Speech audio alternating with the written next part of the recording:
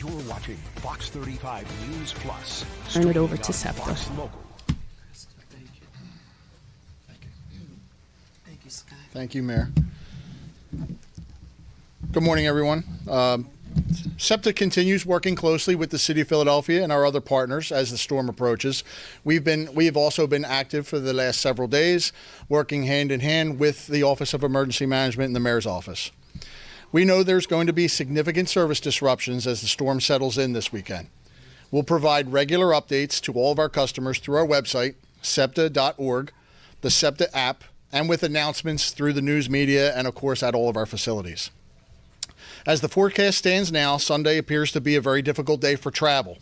Significant accumulations of snow and ice are likely to create unsafe conditions both on the roads and the rails, and we'll be making adjustments. Customers should expect impacts to bus, trolley, and regional rail service. This will almost certainly include trip cancellations, and it is likely we may have to entirely shut down some services. We will only operate for as long as it is safe to do so. Whenever possible, we'll announce service shutdowns at least 2 hours before they go into effect so that riders will have time to adjust their travel plans. We know there are essential workers who have to travel during the storm. The best options for them are the Market Frankford and the Broad Street lines, now known as the L and the B.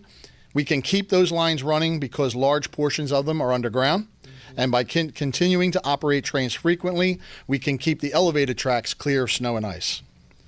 In addition to ensuring that we're operating safely during the storm, we also need to have an eye toward recovery. This storm will upend things for all of us for a couple days, but then it is going to be time to get back to work, school, and normal weekday routines.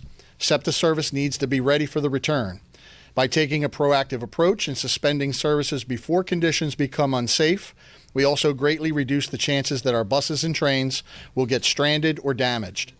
And out of harm's way, our crews are able to get them ready for their return once conditions improve. I want to stress during the height of the storm, please do not travel if you don't need to. But if you do have to go out, please make sure you're checking for our service updates. Be safe in your travels. Do not approach any moving trains or buses. And please have a contingency plan in the event that services are disrupted. Thank you. Thank you, Scott. All right. Good morning. Thank you, Madam Mayor, for including the school district in your intergovernmental collaboration this morning. This year, I wanted to note that based on the projected forecast, all schools in the district will be closed on Monday, January 26th for both students and staff, and also essential staff workers will report and receive directions from their respective supervisors in advance. Today, all schools will send home charged Chromebooks with students prior to dismissal. And certainly, Madam Mayor, as a father of three, as a parent, I understand how important it is for our children to have fun and experience one of our core values in our strategic plan, which is joy. And accordingly, we're inviting students and staff to enjoy this snowfall, which will be the most I've seen during my nearly 4 years here in Philadelphia. And so they can do. I'm sorry. Not enjoy it too much. Commissioner Bethel gave us. Commissioner Bethel says don't enjoy it too much. Sledding is appropriate. Snow angels are appropriate, and the commissioner gave us permission this morning, Madam Mayor. He said it'd be okay to have one or two safe and fun snowball fights. All right. Is that right, sir? All right. Very safe. Very safe. Okay.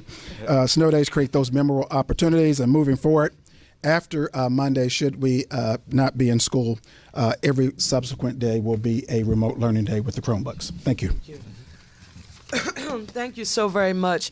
Philadelphia, we wanted to make sure that we were able to affirm for you that we are prepared for this weather storm and using what is our standard operating procedure, which is our intergovernmental and intergovernmental collaboration that we have with our local, state, and federal partners. But right now, Commissioner Bethel, Director Williams, and Dom, I just had a flashback to the blizzard of '96. 36. And Commish and Dom and Director Williams, I thought about people He was 10 years old, man. who spent hours digging out spaces in front of their houses. And when they were able to get around, they moved their cars and then they put chairs, or whatever they could find, or cones in those spaces. I really do want us to be overly prescriptive here today to formally and officially affirm what do we do in these matters, because you hear me and I'm being a little humorous and talking about the remembrance of that time, but I also remember, Commissioner, where there were some very heated and aggressive actions that were taken as a result of someone parking in someone's spot after they had spent 5 hours, digging out that spot. So I'm going to turn to our commissioner, to Director Williams, and to Dom to give us some guidance on what we should do should that be the case.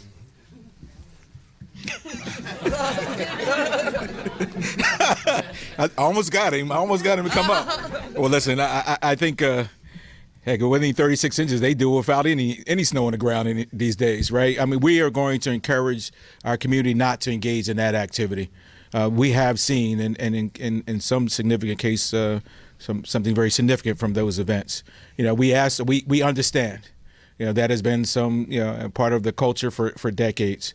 But we also have to recognize what that leads to, right? I mean, so, we encourage, and I think it goes back to what Dom said in his remarks, and I believe Carlton, that's where we have to band together. If the block comes out and cleans the block, then it's not about saving my spot. It's about saving our spots, right? And so that's why when you hear that message is so important. But we will respond to those incidences where we see cones. We will remove those cones if we observe those cones, because that is our duty to do that. But we just encourage everyone. As the mayor, she's always one Philly, right? We have to work together to get through this process. If we do it effectively, I never in my lifetime cleaned one spot and didn't do my neighbors, and my neighbor didn't do his neighbor, and the neighbor didn't do neighbor, right? That's who we are. That's the grit of who we are as a city. And so let's make sure that we practice that, and I think it's been said by folks before me. If we do that, we get through this process successfully. We don't have any disruption. Folks can park on the block. We do the things that Carlton asked us to do, and we can make this a success. All right. You're welcome. Yeah. Sure. Just want to reiterate some of the words that we talked about helping your neighbor. Be courteous. This is going to require neighbors working together. Help them out with the snow, the elderly. Come on block. If you have an elderly person on your block, this snow can be very heavy. I think they talked about the health risk of lifting that type of snow. I think that there's an increase in health emergencies when people are shoveling. Those are the things that we have to watch out for. And it's easier if you do it together, right? If one person in the village is trying to clean out their snow, it takes a longer time. But if you get a collective group, make it something that you on the block can band together about and help each other out, clear those spaces so everybody can park on the block. And so we won't have those incidents of having to be putting cones in locations. So that's what we're asking, to be true Philadelphians. Step up, help your neighbor, show the love, and just go a bit above and beyond what you would normally do for your own personal house and help somebody. So I think that's the message that we want to send out to the city out to today. If you do that, we can get through this together. I also want you, Director Williams, while you're here, if you will, because these are just communications and calls that I've received from people in preparation for today. You mentioned the amount of salt we have available, and I do know that it has been reported that some other regions may have challenges, and I got some very frantic communications from some of my fellow mayors saying, hey, make sure that you're on it because there's a challenge right now in securing. Are we prepared? Yes. So we have 30,000 tons of salt to fight this storm. We are working with our vendors and contractors and our legal teams and also the state, because we understand that there's been some shortages in the regional area. So that for future storms, that is a concern for us that we are going to address. And so we're going to get additional supplies in, but we're going to be very efficient with the use of the salt during this operation. So what we're working on is this will start off as a plow operation, and then we will come back and use the salting part of it as well, so that we can make the best use of the salt that we have. So 30,000 tons seems like a lot, but when you have a storm like this, it sucks it up very quickly. Last weekend, of those two storms, we used 10,000 tons of salt. So it'll just tell you that when you have a storm that'll probably be 2 times or 3 times much larger. The other part, Mayor, is the cold temperatures that we're concerned that's going to follow in to this storm. So we want to get ahead of this as quickly as possible. That's why Commissioner Del Rossi, Commissioner Shipman, our water commissioner who is here as well, they're all collectively, Benjul, we're all collectively going to be working tirelessly around the clock to try to get as much as that snow up as quickly as possible, that snowpack that becomes ice, because once it becomes in that condition, salt won't penetrate it. So we want to make sure that we get out of this storm as quickly as possible. We'll constantly be plowing. We're bringing in extra pieces of equipment in those high hilly terrains that are difficult, especially for SEPTA to be able to transport our riders. So those are the things that we're taking as a precaution. But salt is certainly something that we're keeping our eye on, and we certainly will address it not only during this storm, but long after. Listen, Philadelphia, I wanted us to gather today to report on where we are in preparing for this upcoming snow emergency. But what I'm also really proud of here is today the amazing preparedness and the subject matter expertise that has been displayed by our leaders throughout this administration, and our partnership with all of the utilities, local, state, federal. I'm really grateful to have this amazing team. I also, and I promised I would do this, I have a few little cousins who have entrepreneurial spirits, and they have called people on their blocks and knocked on doors in advance to say, you know, Mr. Johnson, Miss Brown, if it snows and we get a lot of snow, can we help to shovel? And so for them, I do want to say that I'm happy that they are trying to add value, commission, in a one Philly manner, but they're also trying to save some sneaker money at the same time. So I won't hold that against them, Dr. Wallington. Now we want to make sure that we take some questions. Yes.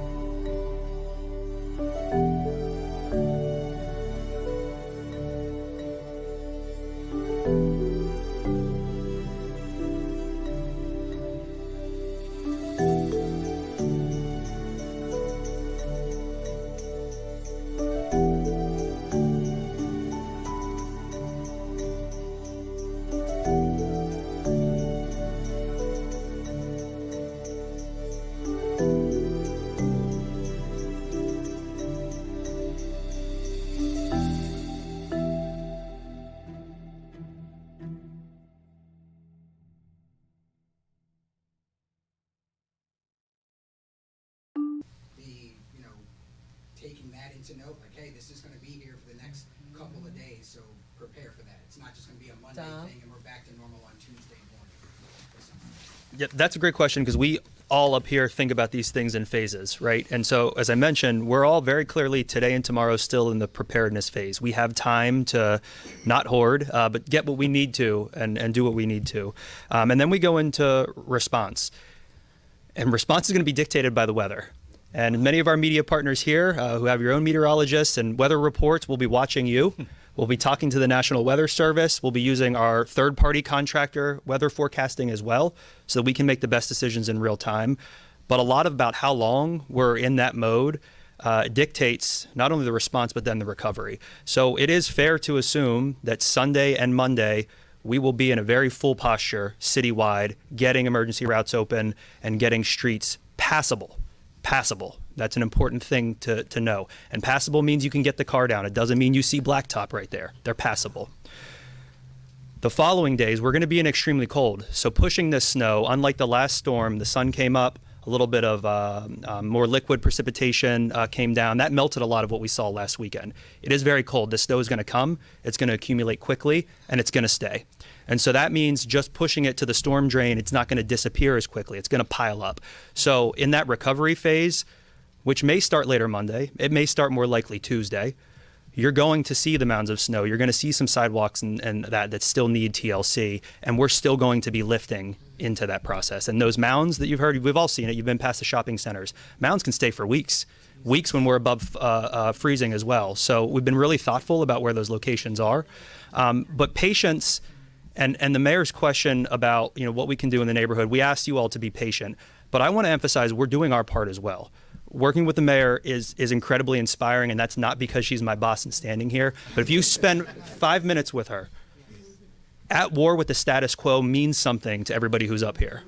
This snow melter has not been here for years. The lifting operation we have not had to do, but also have not done in a bit. Putting out future tracker workers to get to our rec centers and to get to other community sites, that is what's different and what's behind the scenes, and that is the logistical challenge and opportunity that we are navigating through around the clock, and we are doing our part, and our messages to the public is in asking you to understand that and to work with us through it. So thank you for your question. Shelter beds already at capacity and 4 of the 5 warming centers filling up last night. Is the instruction for people who need warming center services to just go to the facility in the Northwest? No. So the question is whether or not people need to go to the facility in the Northeast that was open yesterday. No, because the capacity changes daily, and we monitor that continually, and if necessary, we open additional warming centers. So the best answer is to still either go to the police precinct in your district to be able to be transported, or call the outreach number, and they'll be able to get you to the appropriate place. But also make sure to check the website that was mentioned earlier, because it will have up to date what warming centers are open at that time.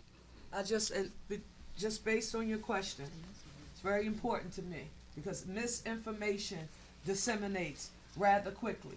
The city of Philadelphia did not just specifically identify any one warming center in any one location. We have a citywide map. And where is that located?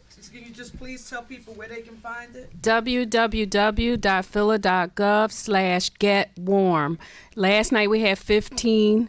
We had 4 or 5 available, 15 throughout the day. So we're adding them as we need them. We continue to add shelter beds, as we said. We have 3,500 beds in the shelter system right now, and we're adding at least 150 more within the next week or two. So we're not going to leave anybody behind. Thank you. So I just, again, yes. Sometimes people run and move quickly with something. So thank you for that clarity. And yet, Marco? Governor Hochul in New York has already told state workers to stay home. What are the plans right now for city workers and also for private sector workers for Monday? So I'm going to ask Dom to come back up, because I think you heard him affirm that we're in stages. But I do know from the city of Philadelphia's perspective, Tiffany Thurman, my chief of staff, is in the back there. When will we post? So when can you please come up here and affirm that? Thank you so much.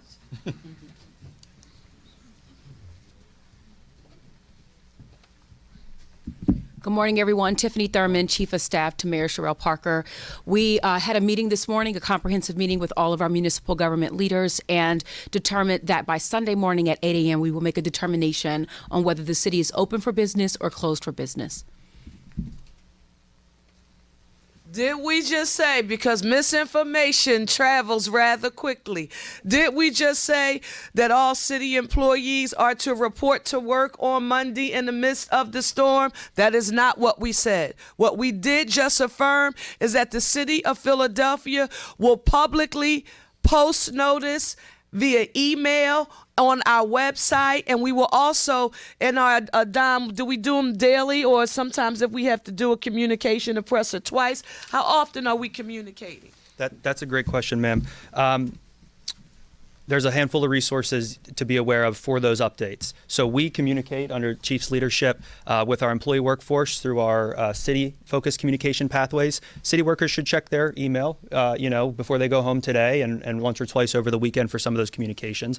But that's one layer. The next layer, which will include public information about city services, and open and close is not a black and white decision, because there are numerous emergency and essential services that are still open and available when the city is closed. And so it will be nuanced when that announcement comes out. And that'll be communicated through Ready Philadelphia, the text and email service. You will get a notification about that status. A press release will be updated. One will go out today with the current state of city services. One will go out over the weekend, at least one over the weekend. And we'll continue that as we get in out of the preparedness phase to response phase and into recovery phase. And the third piece I want to highlight is the city's keeping a blog updated as well. phila.gov. At the banner, it will have a link that talks about Code Blue. It'll have a link about snow emergency routes, and it'll have a link that talks about the city's snow fighting. Go there, and that will be up to the minute what those city services are. And as an added bonus, and we're very proud of the language accessibility of that city website and our leaders at OIT, you can click your preferred language up there, and that entire web page will go into, I'm going to get the number wrong, but it is many, many languages that are available. And so that is the way to continue to get that information. And, we'll remain dynamic. And really the message right now and the city right now is focusing on making all of our preparations, starting operations on this weekend, while also making sure that we can still pick up and dust off in all the places we can starting Monday. Thank you, ma'am. 1 second. Anyone else who hasn't asked a question? Are there any questions from anyone who hasn't asked a question? Yes, ma'am. I'm sorry. Here. Oh, okay. Did you say for the $5 lots, the PPA lots, is that every PPA lot? Yeah. Yep. It's everyone. Okay. I went to the website, but it didn't specify snow emergency, and that's for the duration of the emergency. We just announced a snow emergency in this press conference, so those communications are coming, ma'am. Okay. Thank you. And then I'm just letting the numbers sink in a little bit. Mr. Williams, the 30,000 tons of salt, thinking about 10,000 for the last storm. I mean, if that's not enough, is there a contingency, or do we think that's enough? So we believe that's enough to get us started. When this storm comes, we'll assess our conditions. But right now, we're being as efficient as possible, and that came down from PEMA, who gave that directive to all of the region's officials and municipalities because they were having difficulties obtaining salt. And so that gave us a heads up to start calling our law department, our procurement department, and everyone else to figure out what we need to do not only for this storm, but for future storms ahead, because we're still early in the winter and we may get another storm like this. So we are going to do everything that we can to refill those salt domes to ensure that we have adequate material to be able to service the citizens of Philadelphia. That's a very good question. Thank you for that. I also want to affirm for those of you who paid attention, and Dom, I only learned this because of what we experienced during the plane crash. Our OEM emergency unit, they are functioning 24 hours a day, and you all were getting like updates and gatherings. I'm talking about like hourly, like every 3 hours or every 4 hours. It was amazing just to like watch you all, the subject matter experts, at work. So information, it will change, but they have a system and a process for making sure they communicate it real time. So I appreciate your question. Thank you. Yes. We talked a lot about being good neighbors and not parking illegally, that sort of thing. Will the city be issuing tickets for folks that don't shovel their sidewalks? Absolutely, 100%. We will. 6 hours after the storm, we expect our residents to be out there because, again, this is a safety issue. If that becomes frozen or we can't get access to someone because snow shovels, sidewalks aren't shoveled, that's a problem for our emergency responders. That's a problem for pedestrians who are trying to get to work, children going to school, and it becomes a safety hazard. So we have to enforce that. We need residents to clear their pathway so that we can have accessible walkways just as we can have accessible streets. Okay, first I want to make sure.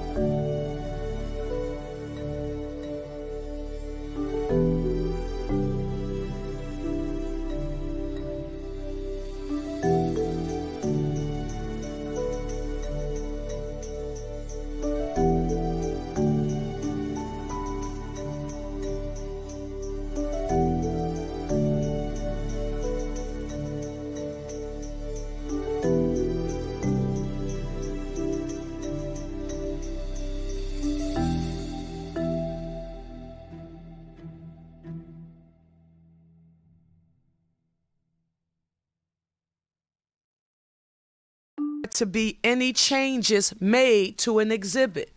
And our city solicitor, Renee Garcia, is working in conjunction with the amazing members of our law department team in working to follow up on that cooperative agreement, and we will keep you posted as to the results of all of our action. And that's all of the comment that I will be making about that issue on today. Thank you all so very much for being here, and we will be back in touch with you very soon. And thank you for your question. All right, have a good day.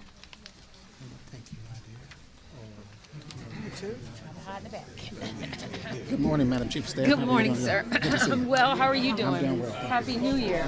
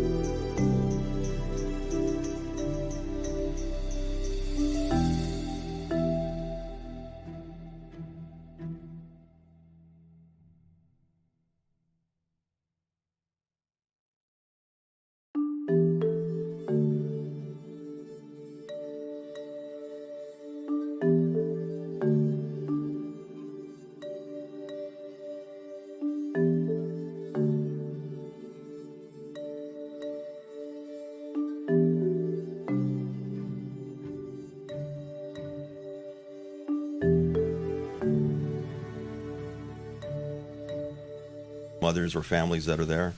It's better, honestly, it's better than social services. So, I mean, like if we sent a kid to DSS, it'd be way worse off than being there with their parents in an FRC. All right. That's all the questions. Thank you, guys.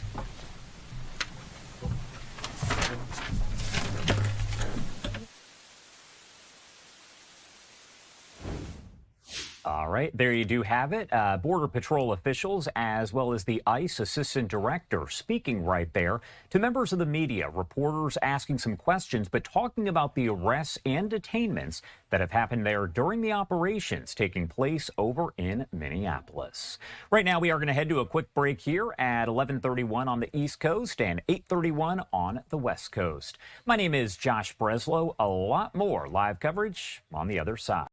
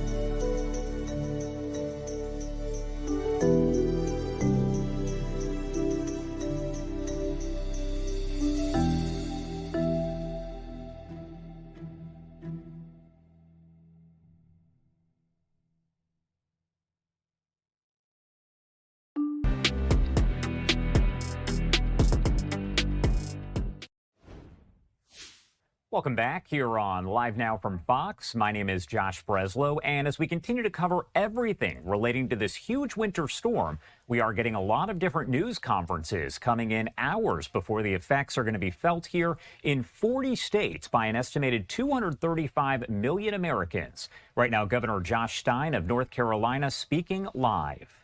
Batteries, a battery-operated radio, a way to keep your phone charged, and blankets and winter clothing. Visit readync.gov for more detailed information about how to prepare for a storm. Third, make a plan. Make a plan for if the power goes out, how you'll safely keep warm, what you'll eat, and who you will call in case you need help.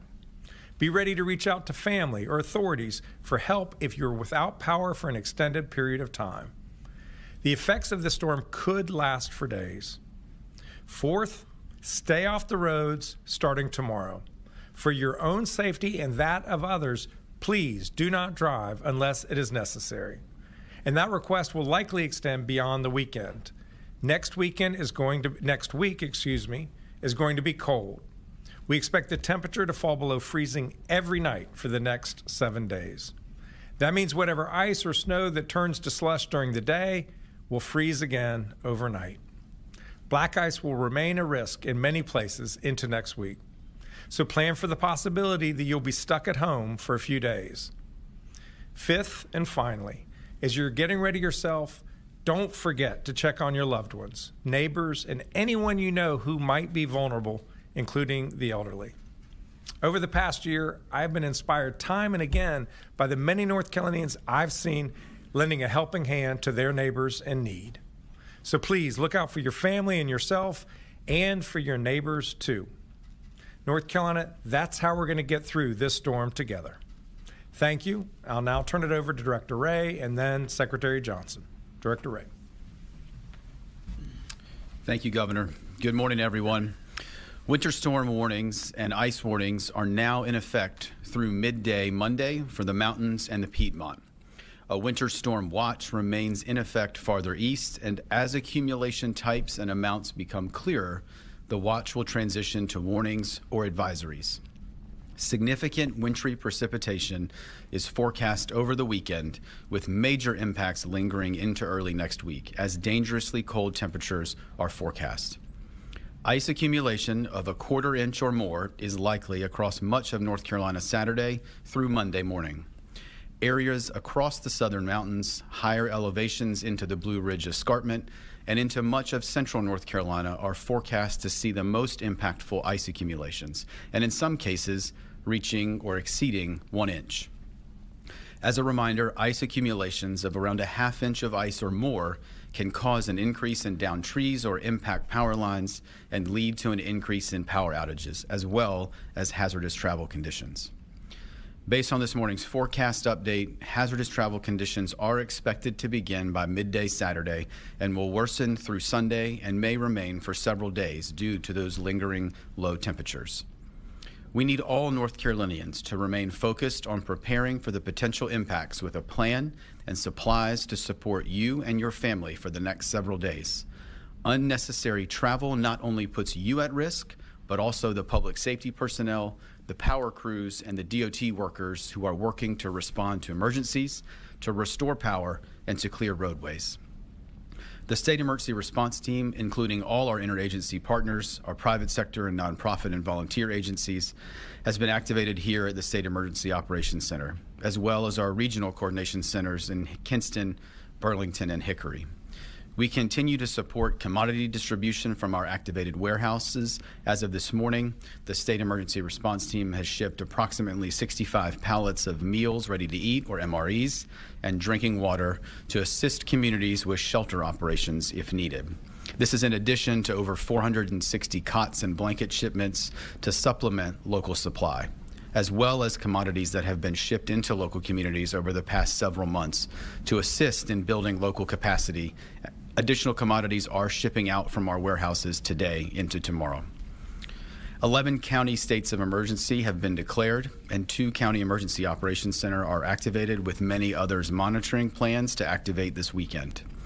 Communities across the state are opening shelter locations and warming stations. For the most up-to-date information on the resources available in your community, please visit your local government and local emergency management agency's website and social media accounts. Elements of the North Carolina National Guard are active today and pre-positioning across the state to quickly assist the needs of our communities. 95 force packages will be assisting with clearing roadways from downed trees, helping disabled motorists, supplementing our first responders, and assisting with commodity distribution. These force packages include approximately 430 National Guardsmen and women and 170 vehicles, and they will be on station across the state later today. We remain in close coordination with our energy sector partners who are present here at the State EOC and will be closely monitoring power outage information and assisting any needs to quickly restore power in communities that do see outages. The North Carolina Forest Service has placed six task forces on standby to assist local first responders or state agencies with clearing roadways as soon as it's safe to do so. Each task force is comprised of saw crews, heavy equipment, and a mechanic.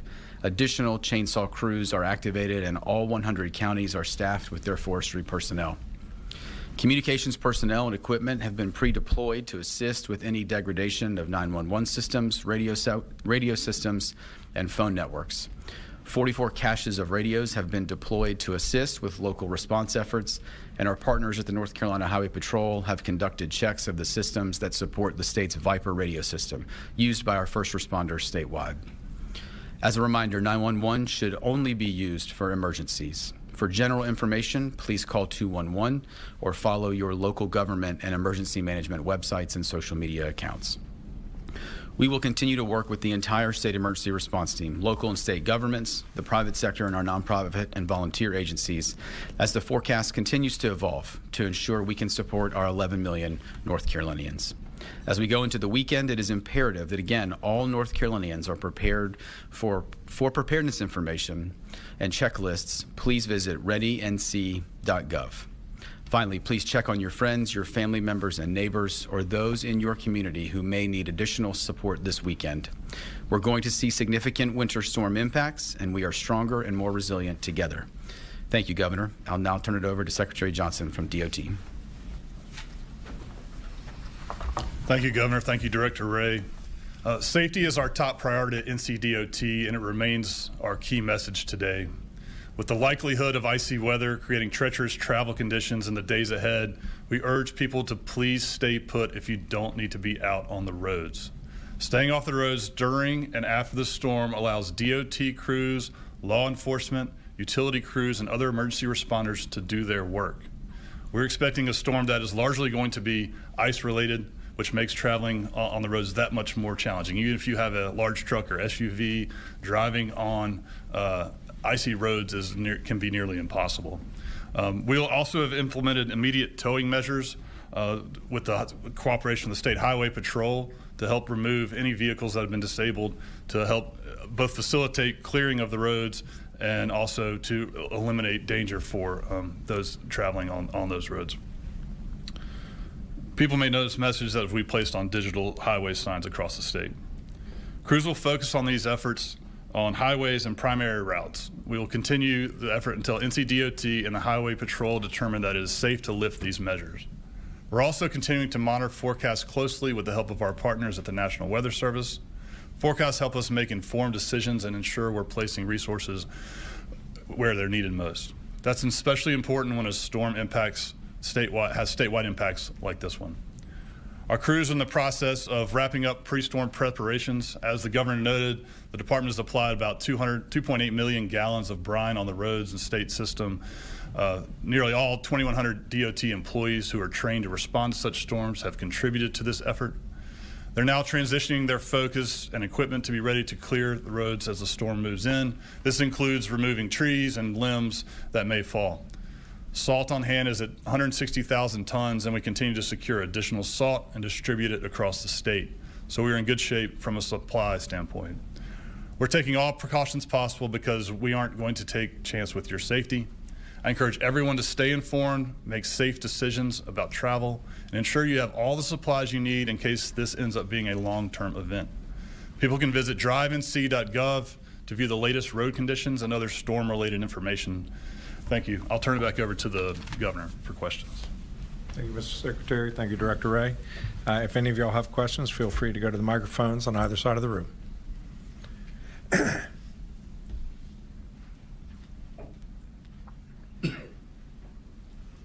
Yes. Hi, Caroline Yaffa with WRAL News.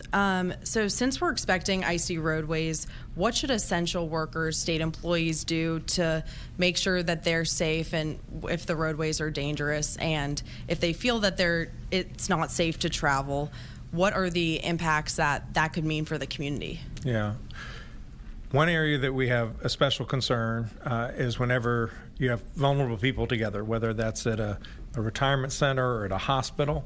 And each of those facilities have their own emergency plans. And part of that is having the preparation that folks may have to spend the night at their place of work so that they don't have to travel on the roads back and forth and put themselves at risk or find themselves unable to get back to work where they are desperately needed by the patients or residents of that community.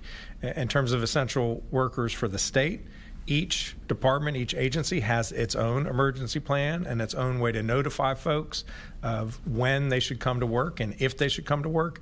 Obviously, we don't want anyone traveling who absolutely does not need to, and if they can't get there safely, they should not be on the road.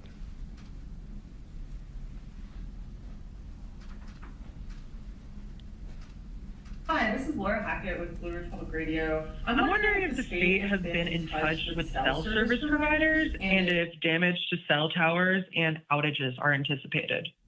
We have been here at the Emergency Management Center. We have our private sector partners, whether they're the utilities or they're the cell phone companies, the communications networks. And so we're in regular contact with them, and I'll ask Director Ray to answer to your specific question. Thank you, sir. Thank you for the question. As the governor said, I think one of the things we continue to reinforce here is what we do is not a public sector function only. And so our commercial telecom partners are here as a part of what we do. They are here in the EOC. We are closely monitoring with them what impacts to their networks they are seeing and how then we need to pivot to adjust resources, whether it's an infrastructure issue, whether it's a technology issue, or some other issue kind of impacting their provision of service. So they are very much a part of what we do. They are here with us and are part of our state emergency response team. And as we move through this event, that's one of the areas that we're going to continue to remain significantly focused on is our network statewide to make sure that folks are able to receive any type of emergency alerts or information, certainly from local emergency services. Just to follow up real quick, so through the monitoring that has already happened, any indication that cell outages will occur? Well, we're always concerned. When you have an ice event like this, it can topple towers. It can have trees fall into towers. So there will also be an incredible demand on the system. Folks are going to be at home. They're going to want information. So we expect that people are really going to be maximally utilizing the networks, which will cause their own issues. That's one reason why we encourage folks to get battery-operated radios so that you can stay informed even if you lose communications through modern means. Michael Perchik, ABC 11. To that point, from a staffing perspective at EOC or local county storm operations centers, what capabilities exist for them to work remotely in the event they're not physically able to get there in person? Yeah, well, as I said, each agency of government, whether it's state agency or county agency, has their own emergency plan. So they know exactly what to do, who they've identified before the storm hits, who are emergency personnel. They've identified whether that person can perform his or her work remotely or must come into the office. Obviously, we need law enforcement, we need fire, we need EMS to be in their places of work so that when they need to respond, they can. This is one thing, unfortunately, because North Carolina has experienced so many storms of all types, whether they're winter storms like this or hurricanes, the governmental entities, they're well prepared. As a follow-up, can you speak to the lessons learned from some of those prior storms and how you're able to kind of troubleshoot some of the issues you may have run into in the past to try and avoid them moving forward? Yeah, I'll have Director Ray speak to the redundancies, but clearly we became too dependent on a single means of communication, which is our cell phone. And so we have worked hard to ensure that we have redundant means of communicating, certainly among emergency personnel. And I will ask Director Ray to come forward and speak more. Thank you, sir. I think specific to the communications point that the governor was making, and I think to expand on what we talked about yesterday, I think most of the agencies you see up here on the stage, most of the agencies represented in the state EOC or our regional centers and certainly locally have taken lessons learned, most recently from Helene or some of the more recent events, and invested in some of the redundant satellite-based technologies for redundant communication. We have a variety of redundant communications platforms, whether it's radio caches, mobile towers, mobile data systems that are able to be deployed from a variety of agencies out across the state. Some of the pre-planning, for example, that our 911 community in the state has really been focused on over the last couple of years is a failover system, so that if a local 911 center in a jurisdiction is impacted, there is a failover plan for an unimpacted area to be able to continue to receive 911 calls. And again, that's the great work that community has done in reaction to many of our events. I think broadly, we always want to take a retrospective look at what we do and how we do it and how we can get better. We've done that for every event, low-level ones or major ones like we've experienced in the last couple of years, and it's certainly one that we will continue to do as we all move through this event. And just to add, I'll ask Colonel Johnson to come forward. He just briefed me on an investment that the Highway Patrol has done in the Viper network to help ensure its continued functionality even when a tower or two gets knocked out. And the radios, you can talk about radios. Yes, sir. Thank you, Governor. To that question, so the patrol maintains the state communication system across the state.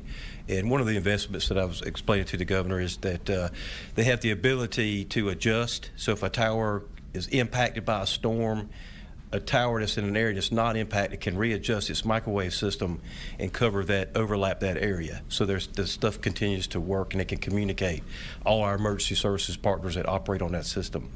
Then another thing we have, so if you have a local agency has their communication system that's not totally on the Viper State system, we have, Director Ray mentioned it, caches of radios. What that is handheld radios that operate on this state communication system. We have about a little over 3,000 of those. We can deploy those things into those communities and hand them to these agencies so they can operate. Yes, sir. Thank you. Thanks. Any other questions in the room? If not, we'll go to those who are calling in. If you could please identify yourself and where you're calling from. Hi, this is Claudia Rivera Coto with Enlace Latino NC. Regarding shelters, what assurance are there in place to ensure Latino communities can access them without being questioned about immigration status or required to show state IDs or even having the information shared with ICE? Yeah. The shelters are operated locally, and we are in contact with our county management agencies, emergency management agencies. 11 counties have so far declared a state of emergency. Others we expect will do so today. Whether or not a local emergency has been declared, many counties are preparing either shelters or warming stations, and they are welcoming all people to come in. Director, anything to add? Thank you. Any other questions? As a follow-up to that, there are no written policies that explicitly prevent asking this type of information from the residents? Can't speak to what the county policies are. Director Ray? I think, as the governor said, I think our focus here at a state level and the focus of the public safety communities at a local level for an event like this is how do we provide necessary support and services to all North Carolinians. And so they are going to implement those warming stations based on their local operations. And again, their focus is how do we get people safe? So I would reinforce what the governor said is that locally they are making preparations to deal with all people in their communities. We don't want anyone who is in need of shelter at risk of freezing to death to not seek that help.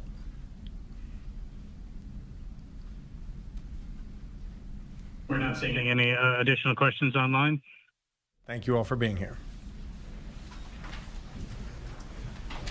All right, there you have it. We are hearing from emergency officials, including the governors of several states, as this is a major storm, 2,300 miles long, impacting about 240 million Americans in some way there in a total of 40 states. We're going to keep you updated here as many more news conferences are expected throughout the day.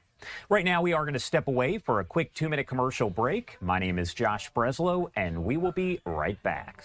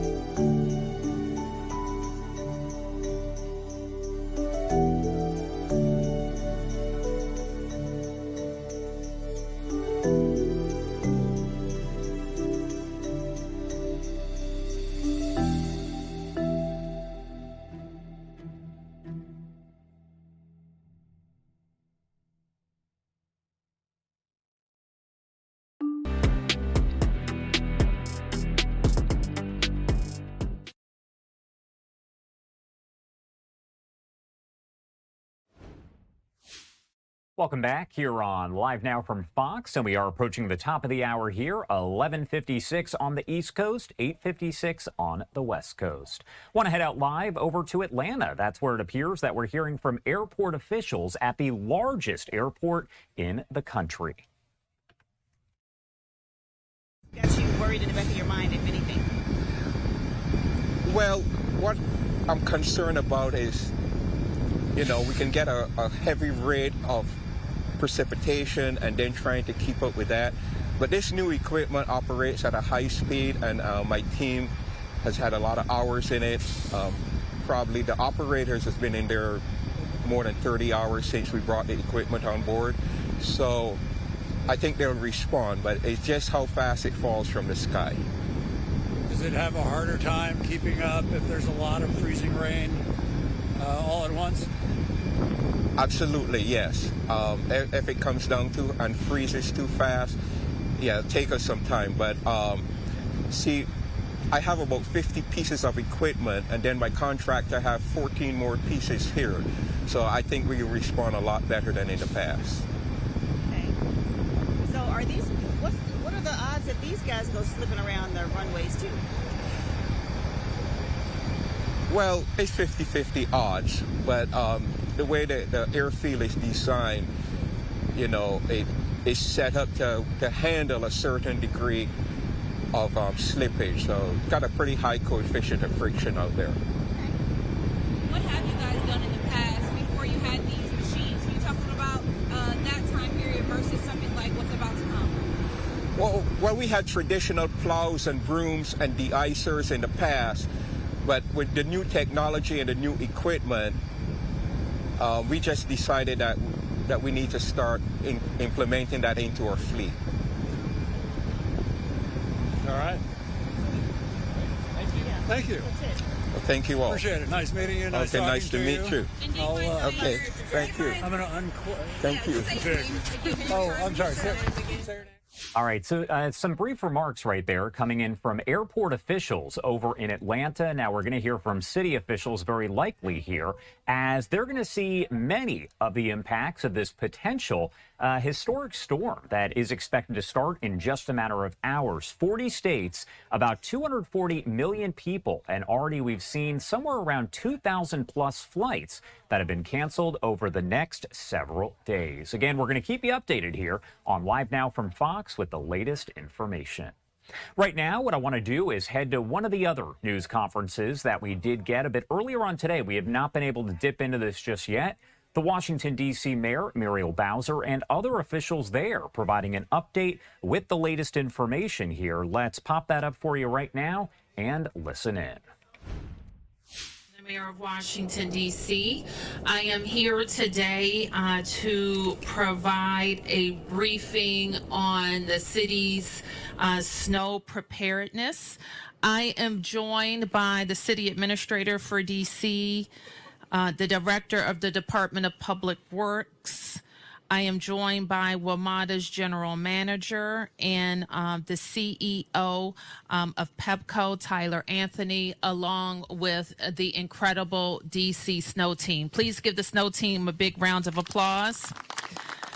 Our agencies that make up the snow team include the Mayor's Office of Community Affairs, the Mayor's Office of Community Services, DHS, that's the Department of Human Services, the Department of Health, DDOT, HSEMA, DGS, our General Services Agency, and many other people behind the scenes who are preparing for this weekend snow event in next week, which we expect to be a very cold week.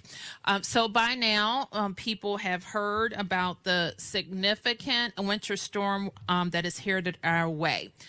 These are our expectations. Our team is briefed by the National Weather Service regularly so that we can be prepared for any changes in the forecast or conditions. We expect snow to begin Saturday evening. All right, well, a lot going on here. Wanted to dip into those remarks, but right now we have a news conference getting underway with Kash Patel, the head of the FBI. We're told this is all related to an arrest of a high-profile figure. Let's lift up the audio here and listen in live.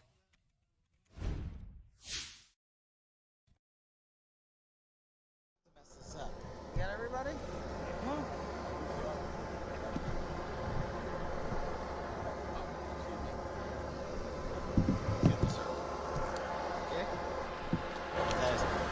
All right, good morning, everybody. I think it's still morning, right? My name is Kash Patel. I'm the director of the FBI. Today, we are here because of President Trump's incredible leadership and commitment to supporting law enforcement across the country and around the world. We are here today to announce another record historic achievement because of law enforcement partnerships across America and across the globe come together to fight crime in all corners of the earth. Today, we are announcing a capture of another FBI's most wanted top 10 fugitive, Ryan Wedding. That makes 6 top 10 FBI captures in 1 year alone. To put that in perspective, that's 2 more than the entirety of the prior administration.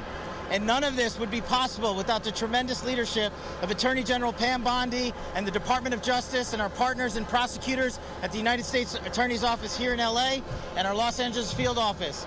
Here you'll see many of our brave partners, including the Commissioner of the RCMP, the Chief of Police of the LAPD, our LA field office, ADIC, along with our partners from DEA and CBP and more.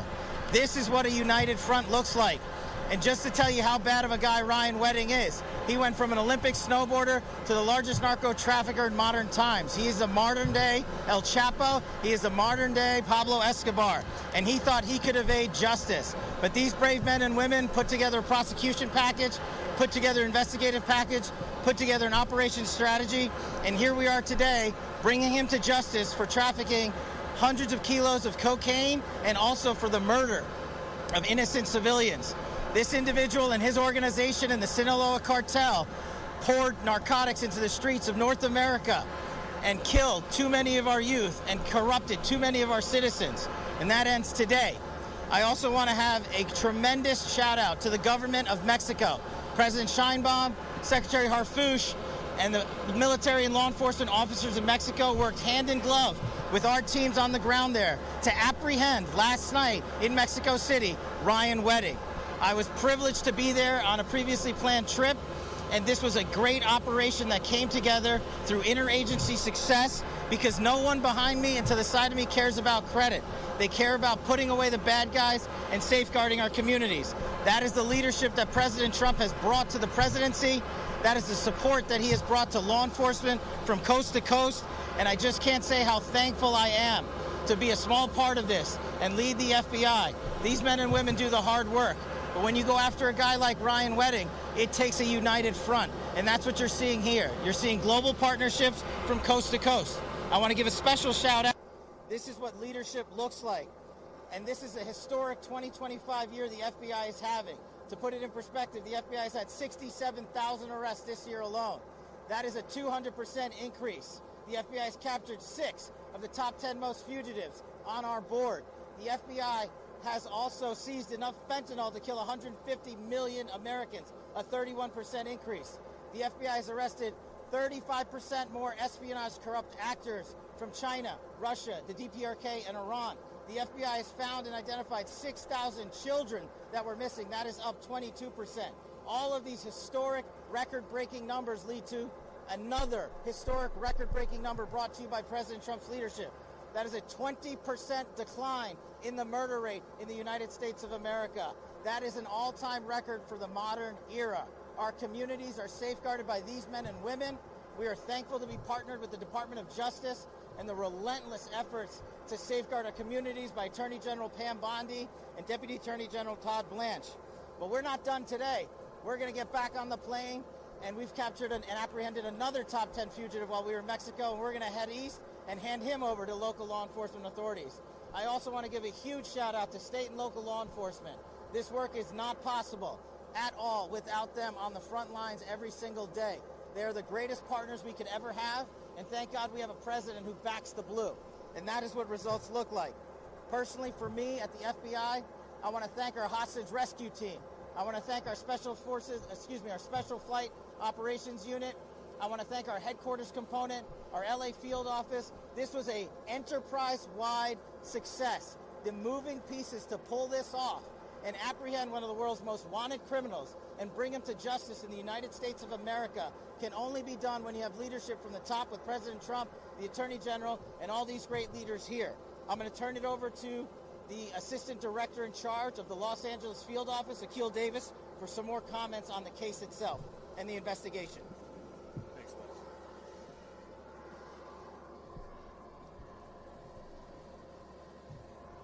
Good morning. My name is Akil Davis. I'm the Assistant Director in charge of the FBI's Los Angeles Field Office. We told you in November we would find Mr. Wedding, and today that day has arrived. The long arm of the law extends beyond our borders. This marks the 500th capture of an FBI top 10 fugitive since its inception 75 years ago. I want to congratulate the devoted team effort that led to this capture. Today is a great day for the FBI and for our partners here today, specifically our partners at the RCMP, the LAPD, and the DEA, and so many other agencies at every level. But it's also a good day for the victims of this case. Ryan Wedding tormented several people and several families that will never be the same. But today, they get the justice that they sought. Investigators worked tirelessly for well over a year to find Mr. Wedding, where he will face federal prosecution. As you know, Mr. Wedding and others are charged for their roles in a transnational organized crime network, shipping massive amounts of cocaine, approximately 60 metric tons, through Southern California on its way to Canada. Mr. Wedding is also wanted for orchestrating multiple murders of victims and government witnesses. In addition to the massive manhunt that went into apprehending Mr. Wedding, we worked with State Department to offer rewards, and the Treasury's Office of Foreign Asset Control, which imposed crushing sanctions in this case. This case is also being worked under the auspices of the Homeland Security Task Force here in Los Angeles. I'd like to provide a few details to illustrate the sheer work that has gone into this case. We've arrested 36 people for their role in this organization. Again, we've worked with our Canadian partners, our Mexican partners, our partners in Colombia and the Dominican Republic. The Treasury Department has sanctioned 19 people, including Ryan Wedding himself. We've seen mountain of drugs, cash, weapons. We seized the Mercedes-Benz, estimated over at $15 million. We seized dozens of motorcycles worth approximately $40 million, and other valuable artwork and jewelry. Ryan Wedding will be held in custody over the weekend and is anticipated to have his initial appearance on Monday morning. While we're happy about this victory, we have a lot of work ahead of us to prosecute this case and continue our investigation. I want to emphasize we are still seeking multiple individuals wanted for their roles in this organization. The State Department is still offering a $2 million reward for information leading to additional arrests. I ask anyone with information to contact us at 424-494-0614. That number can be called internationally, domestically via WhatsApp, Signal, or Telegram. I also would like to thank, lastly, the Ontario International Airport for making this possible, securing the security of the scene and allowing us to plan this in such a way. Thank you, and I'd now like to turn it over to Chief McDonald of the Los Angeles Police Department.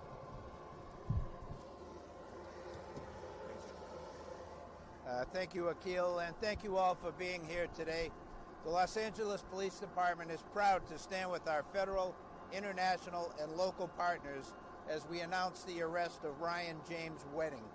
This has been a coordinated, intelligence-driven investigation into Wedding's global drug trafficking organization, which used Los Angeles as its primary point of distribution.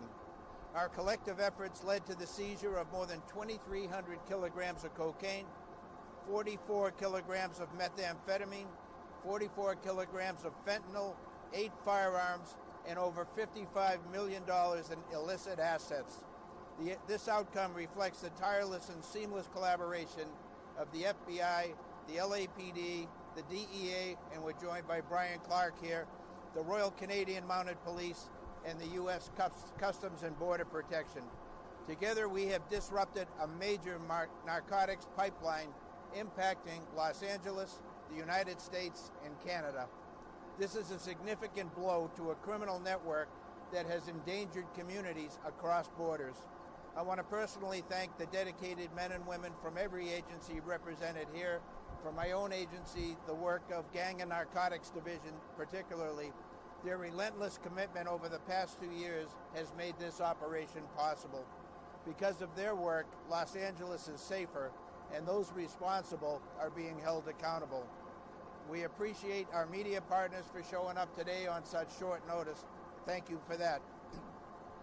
It's now my pleasure to be able to introduce to you the Commissioner of the Royal Canadian Mounted Police, Mike Duhem. Thank you. Thanks, Mike. Good morning, everyone. I would like to start off by thanking Director Patel for inviting me here on this special occasion. It goes without saying that no single agency or nation can combat transnational organized crime alone. The arrest of Ryan Wedding is the result of strong, trusted partnership. I want to thank the men and women from the FBI, the Royal Canadian Mounted Police, the U.S. Department of Justice, Los Angeles Police Force, and all the U.S. and Canadian law enforcement that took part in this. They spent countless of hours and many sacrifices to lead us to where we're at here today. And without the results, we can finally say that our communities, our countries are much safer with the arrest of Ryan Wedding. Thank you very much. Thanks, guys.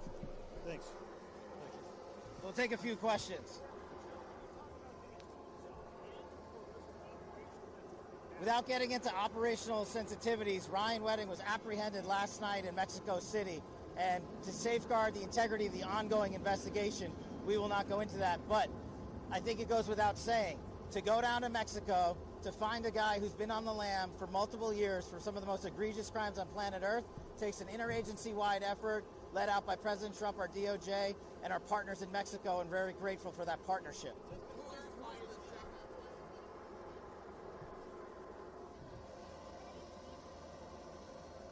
Did you hear her? Okay. Sorry, go ahead.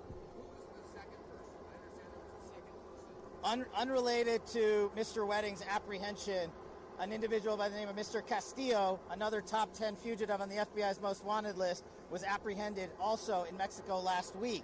We are going to be transporting him east right after we depart here today. As the gentleman stated, Mr. Wedding is in custody already. He was transported off the plane. Sorry. The indictment stems from the Los Angeles U.S. Attorney's Office, so the investigators, the police, will handle that appropriately in that jurisdiction.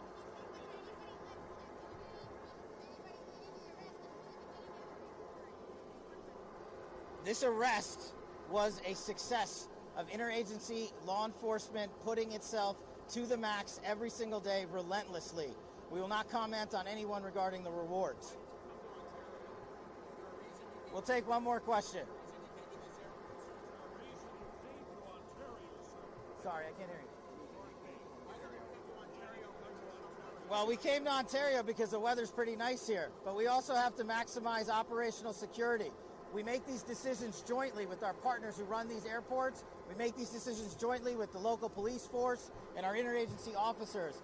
There are trigger points and earmarks that we have to meet to safely transport an individual of the level and caliber of Ryan Wedding. And so that collective decision was made to ensure the security of both the transportation and the federal transfer of custody that the FBI executed, and also to ensure the safety of his confinement and ultimate prosecution. Thank you, everybody. Have a great day.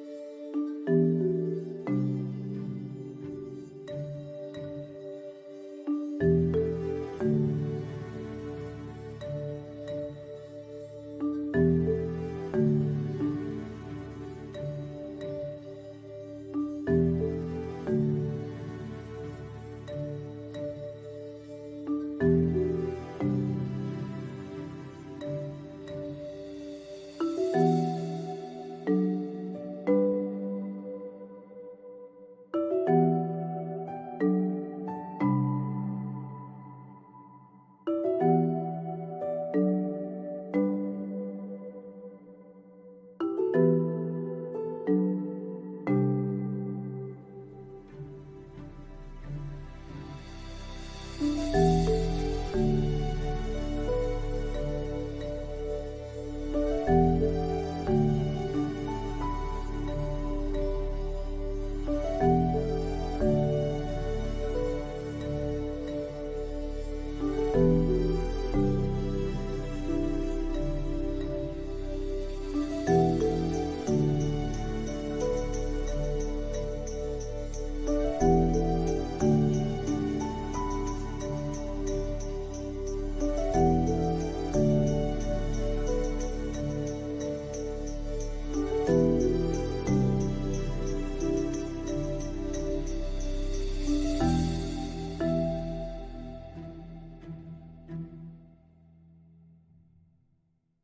From Fox.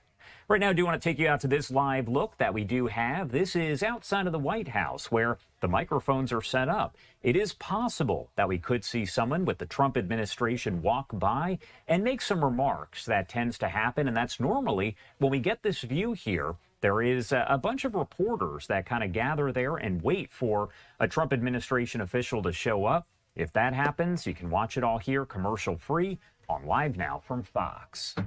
We are going to step away for a quick break now at 12:17 on the East Coast and 9:17 on the West Coast. You're watching Live Now from Fox. Much more.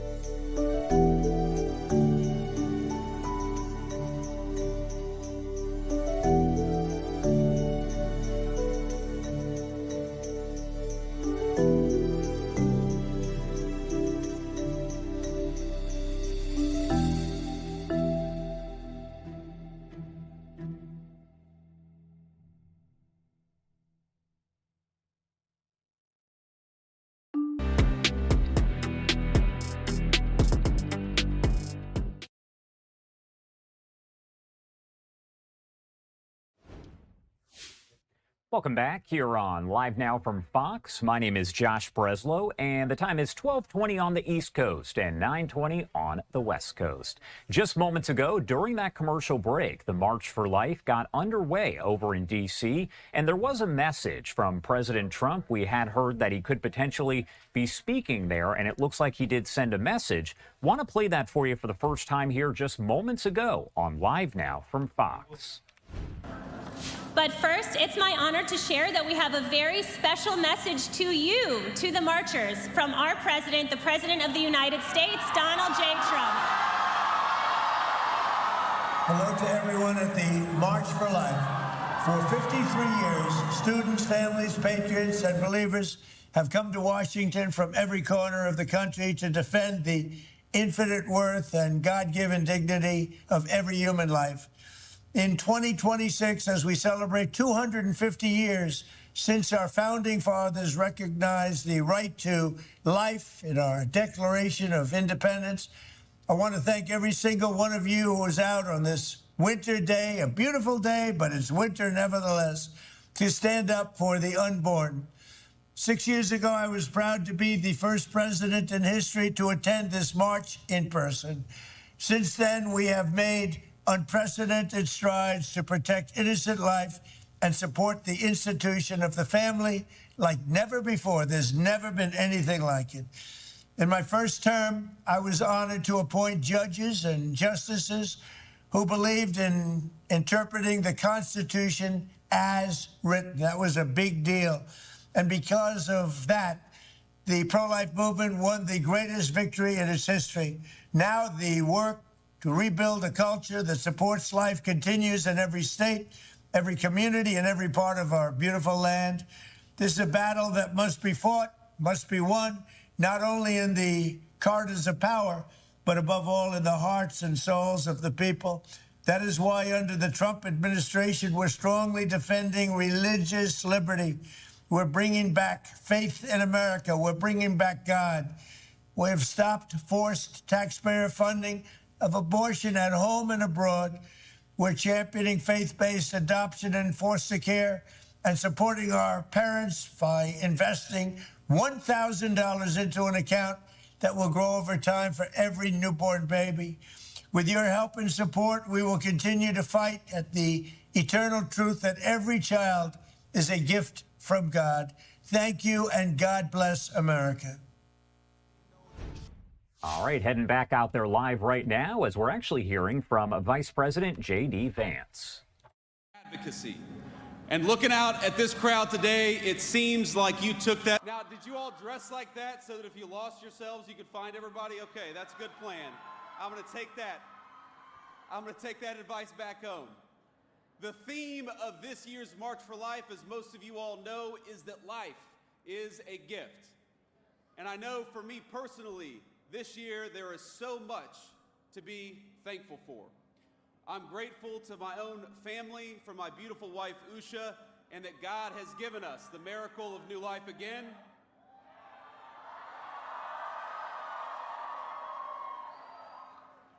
I'm grateful for this movement, for the truth that is on our side. And frankly, I'm thankful for the technological breakthroughs that have allowed us to affirm and protect life. Things like 3D ultrasounds that didn't exist just a few short decades ago. Things like the new medical technologies that have saved the lives of countless premature babies. But let me today say that I am especially grateful for all of you, even the ones with Michigan hats, and there are a couple of you out there.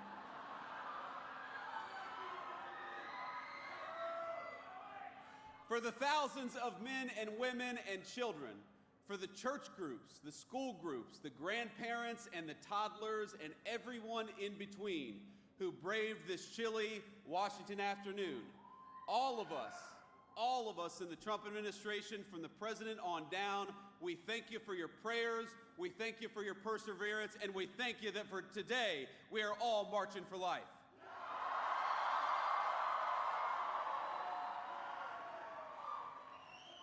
Now, I know a lot of us heard from the president just before this, so you know that he loves and cares deeply about this movement. And it's why he has fought for the pro-life cause and why we do it in this administration. And it's why 3 years ago, we cannot forget, he delivered and his Supreme Court justices delivered the most important Supreme Court decision of my lifetime.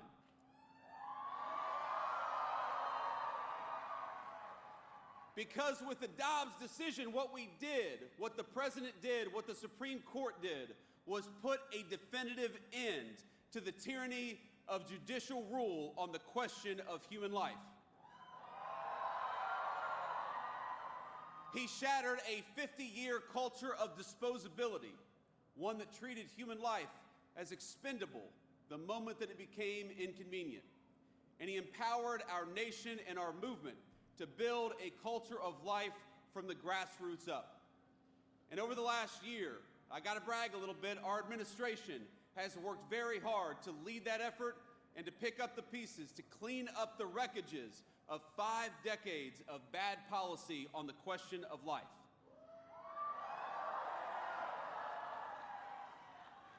It's an amazing crowd. Now, our vision is simple. We want life to thrive in the United States of America. We want Americans, every American from all walk of life, to have happy, healthy children. And we want them to raise those kids with confidence that their kids are going to do well and grow up in safety and prosperity, that they'll have access to good jobs, great schools, safe streets, and warm houses in which to raise their kids. And we want all of our American families to be able to do it with the confidence that their nation will stand with them just as they have stood with the United States of America.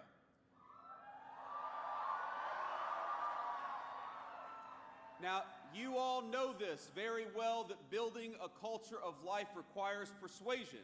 And that's what's so different about this moment compared to the moment that was dominated by the Supreme Court for 50 years. We're not trying to argue to the Supreme Court anymore. We're trying to argue to our fellow citizens that we must build up that culture of life. And as you know, that effort is going to take a lot of time, it's going to take a lot of energy, and it's going to take a little bit of money.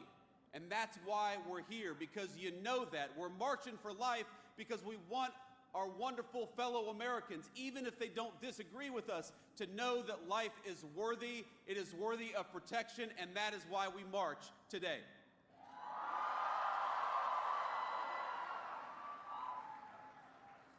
So let me tell you something very simple. That under this administration, again, from the President of the United States, the Vice President, you have an ally in the White House. Now, some of our work over the last year has been very straightforward and very easy. We started by undoing the evils we saw under the previous administration. Like, for example, throwing priests and grandmothers in prison for praying outside a clinic. That's over. We stopped it.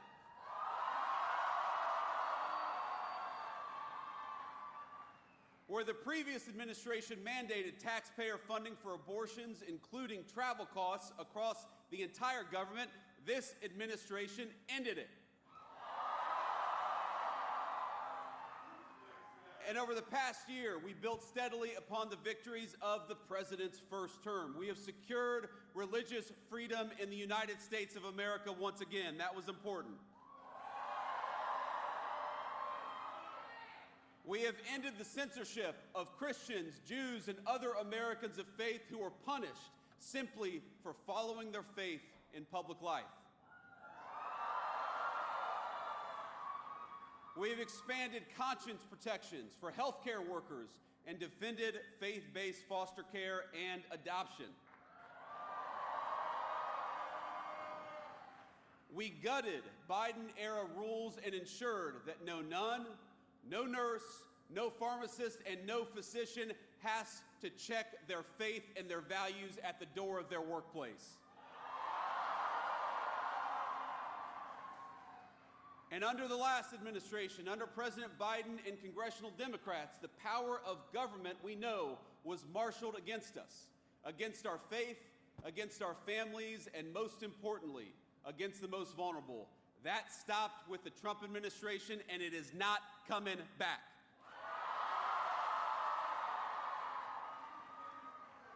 Just this week, we took action to force Illinois into compliance with the Weldon Amendment and stop making health care providers refer for abortions. That was a big one. And as the president knows better than anybody, if we want to convince more Americans to choose life, we must also choose policies that make family life possible. So we've done that as well. With the Trump accounts, we started at the very beginning of life, investing in every new American child from day one onward. We've stood with parents by boosting the child tax credit as well, because no family should be penalized for choosing to have kids. In fact, we ought to be rewarding for families for choosing to have kids. And when Usha and I were having the debate about whether we were going to have a fourth kid, I said, honey, we've got an expanded child tax credit and we've got the Trump accounts. We got to take advantage of this stuff. We're restoring homeownership for real families, and you may not think this is connected to the pro-life cause, but when we ensure that real families, moms and dads, instead of Wall Street, have access to American homes, we help create that important culture of life.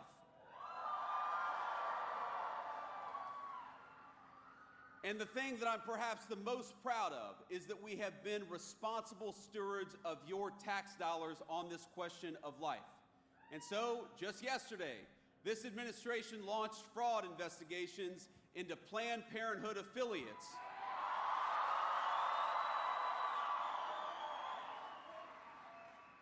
For millions of dollars in PPP loans that were unlawfully received and unlawfully forgiven by the Biden administration.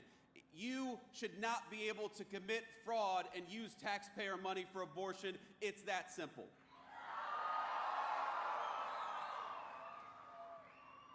At many of our departments, we've reinstated a ban on the use of fetal tissue in federal research. That's another big one. And this is something we're so proud of. We're returning accountability to our foreign policy as well. Under Joe Biden, it was the policy of the United States to export abortion and radical gender ideology all around the world. That is what they did with your tax money. They would relentlessly bully developing countries into parroting their far-left views. But under President Trump's leadership and with our great Secretary of State, we believe that every country in the world has the duty to protect life. And that it's not our job as the United States of America to promote radical gender ideology. It's our job to promote families and human flourishing. Now that's why we've completely realigned U.S. foreign aid and turned off the tap for NGOs whose sole purpose is to dissuade people from having kids. It's why we rejoined the Geneva Consensus Declaration to promote maternal health and strong families all over the world. And it's why we speak up when other nations throw pro-life and pro-family advocates in prison for silent prayer, which we've seen way too much, but it's got to stop. And today, our administration is proud to announce a historic expansion of the Mexico City policy. We're going to start blocking every international GO that performs or promotes abortion abroad from receiving $1 of U.S. money.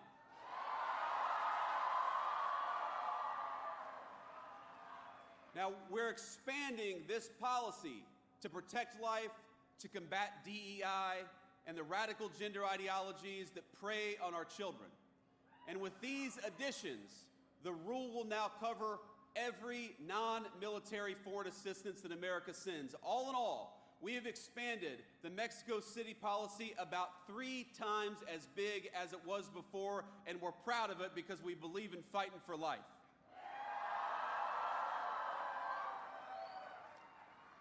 And a lot of you may know that under the Biden administration, they used Medicaid and other programs to launder your tax dollars into abortion money all over the United States of America. And with the help of our Republican majorities in Congress, with the Working Families Tax Cuts, we stopped that practice once and for all. It's illegal now, exactly as it should be. Let me just say, my friends, that we have to be clear. We cannot be neutral. Our country cannot be indifferent about whether its next generations live or die. Because, think about it, what ultimately gives meaning and life to the United States of America, this is not a new question. Every civilization has been forced to answer it. You march today, we march today, because you have an answer to this question about what kind of civilization we are and about what kind of civilization we're going to become in the future. I read an article some time ago. It was about classic archaeology, of all things. And one particular piece of information has haunted me. That one of the telltale signs of an ancient brothel in the pagan world was that you'd always find a large number of baby skeletons nearby. A lot of baby skeletons. And those bones predominantly belonged to boys. Because unlike little girls, those boys would be of no use to the future adults who were running those brothels. Now, this is shocking to us because we grew up in a Christian culture and were formed by religious values. Even those of us who aren't particularly faithful, it's a shocking thing to hear. But we have to remember that in the ancient pagan world, discarding children was routine. From the skeletons in brothels to the child sacrifice of the Mayans, the mark of barbarism is that we treat babies like inconveniences to be discarded rather than the blessings to cherish that they are. But the inheritance of our civilization is something else. The fact that, as Scripture tells us, each life is fearfully and wonderfully made by our Creator.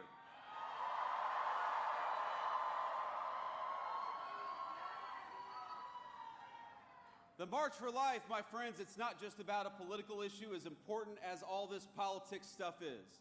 It is about whether we will remain a civilization under God, or whether we ultimately return to the paganism that dominated the past.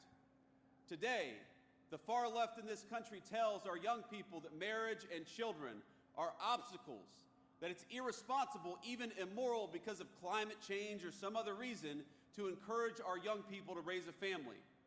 They tell us that life itself is a burden. But we here at this march, we know that it's a lie. We know that life is a gift.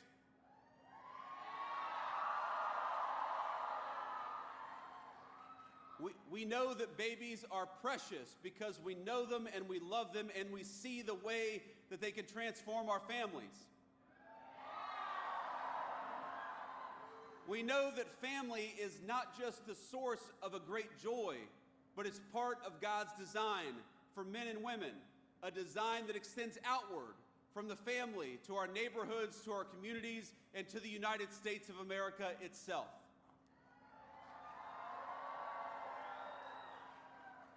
And we here know, that treating everyone with dignity isn't always easy, it's not always convenient, but it's the right thing to do. We know that the people telling our young men and women that discarding family and children is a form of liberation, we know that those people are telling a lie. And so, to our fellow Americans, we march in part to serve as a witness. To our fellow Americans, we say, you're never going to find great meaning in a cubicle or in front of a computer screen, but you will find great meaning if you dedicate yourself to the creation and sustenance of human life.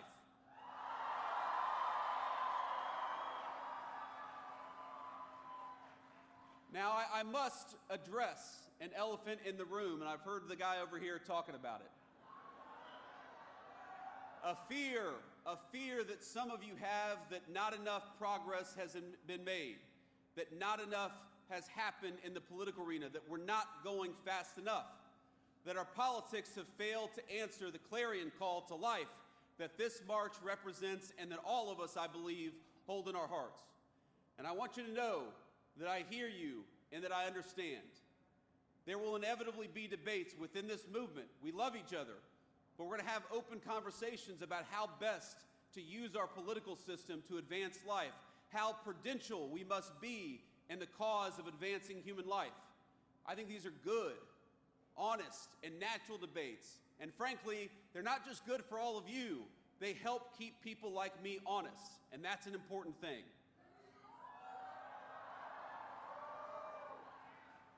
But I think all of us also have to remember that we are commanded to let not our hearts be troubled.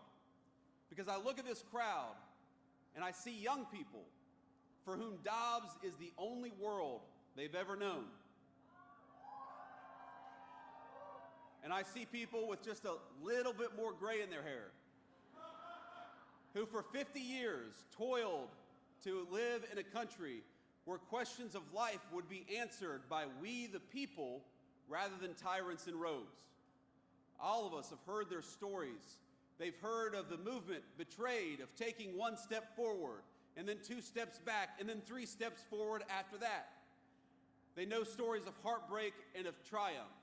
Some of them I've known very personally from ballot issues that I fought very hard for, some of which have gone the right way and some of which have gone the wrong way. And I remember friends of mine who spent their entire lives fighting for the unborn without ever seeing the victories that have accumulated in recent years. My friends, I'd ask you to look where the fight for life stood just 1 decade ago. And now, look where it stands today.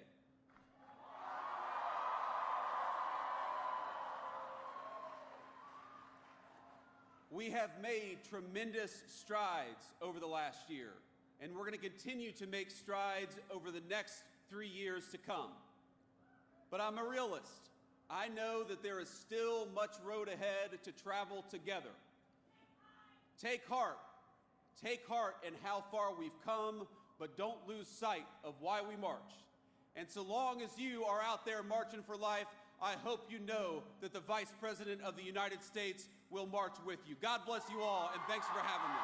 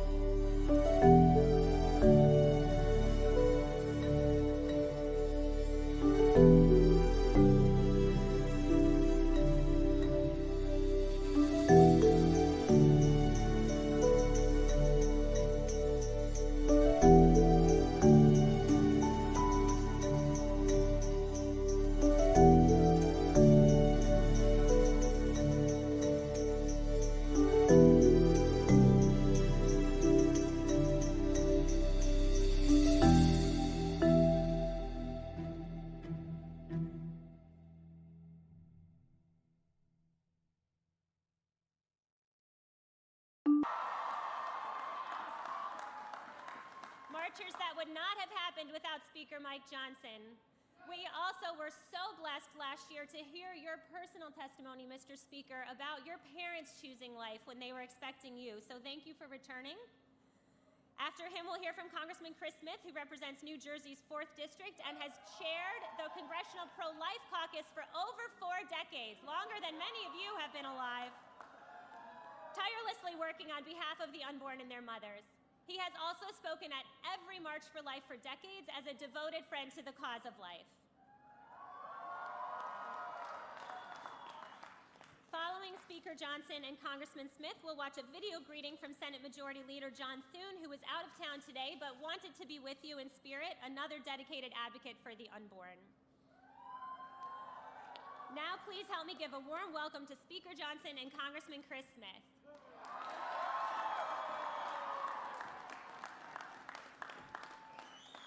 Wow, thanks so much. What a great crowd, and right on the verge of a polar vortex. Your commitment is greatly appreciated. I want to congratulate my friend JD for the big announcement on the baby that's due in July. I told him backstage. My wife Kelly's with me. Kelly, raise your hand. My wife Kelly. We have 4 children as well. We all celebrate life in word and in deed, and we're so glad that you are here to prove that. This is an important weekend. It always is, because we welcome the opportunity to recommit ourselves to this cause of life and to remember why it is we gather in March in the cold weather. It's important for us to stand together.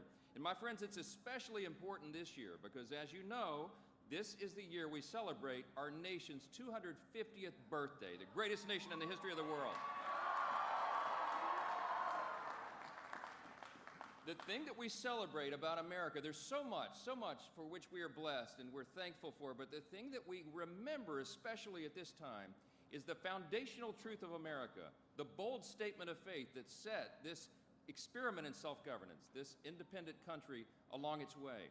We celebrate the self-evident truth that all people, every single person is made by God. We are made by our Creator. Yes. The founders understood that we are made in the image of our Creator and that He is the one that gives us our inalienable rights, the rights to life and liberty and the pursuit of happiness.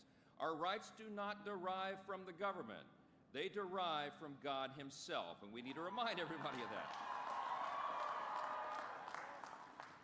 We celebrate that premise here today and every day because we understand that is what makes America unique and special, the idea that we are made in the image of God, and we owe our responsibility to Him as well, and we have to exercise that freedom in a responsible manner. This moment is truly an historic one for the pro-life movement, and you all know that. For the first time since Roe v. Wade was reversed, we have the White House, the Senate, and the House all working together to deliver meaningful and historic pro-life victories. And just consider, as the Vice President was saying just a moment ago, just consider what 1 year of common sense pro-life leadership can actually accomplish. With President Trump and Vice President Vance, the Republican team is making and taking a new approach. For the first time, our greatest metric of success is not just the size of the gross domestic product or highs in the stock market. It is the strength of the American family again. That's what we've brought back. That's what we've brought back.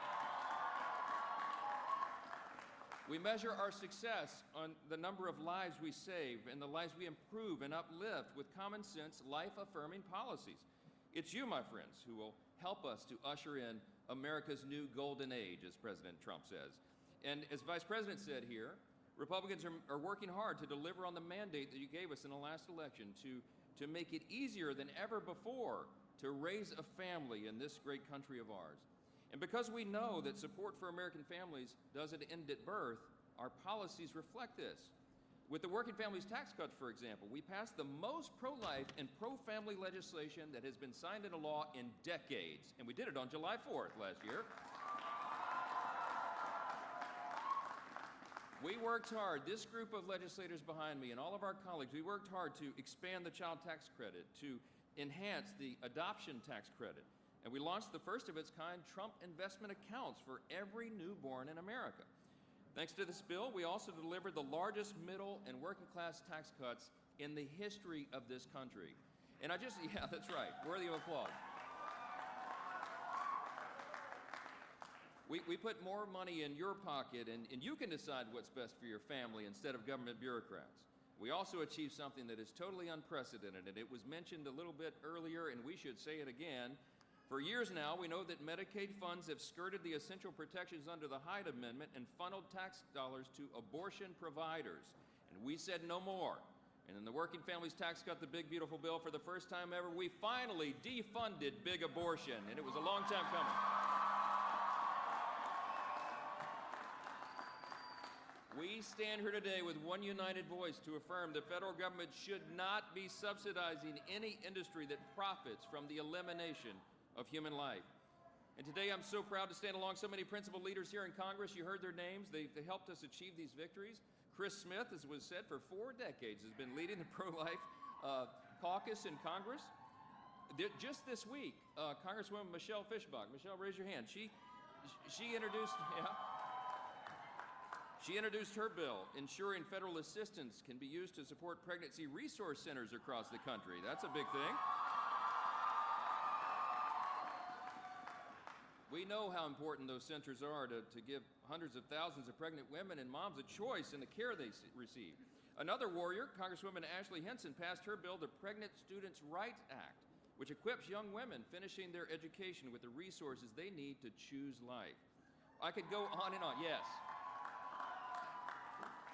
I could be up here all day telling you about all of the things that are being done, but you need to know, in summary, that we are fulfilling our promises. And that promise that is central to what we stand for is to protect the sanctity of human life. We contend these warriors, and I tell you what, in the election cycle coming up this year, we're going to send some more pro-life champions here to Congress.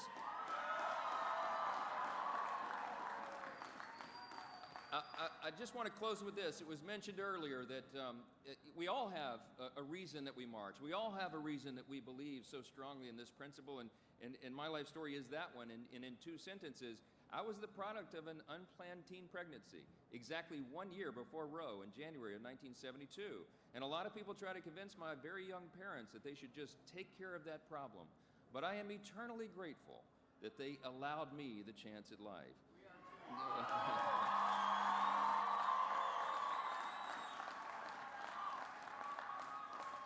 I think of the millions of children that did not have that same opportunity. And every single child deserves the opportunity to fulfill their God-given potential. And it is up to us to defend that freedom and that right, that essential freedom to be born, the unalienable right to life that is imperiled in our generation. And we're so grateful that you are willing to march and stand and speak for that issue. I'm happy to say that all this is changing because of you. And despite the special interests that fund abortion, and despite the voices that tell you to look away from the beating heart, and despite all those who continue to deny the truth, you are here, and we are here, and we stand together for life. We're so grateful for all that you do.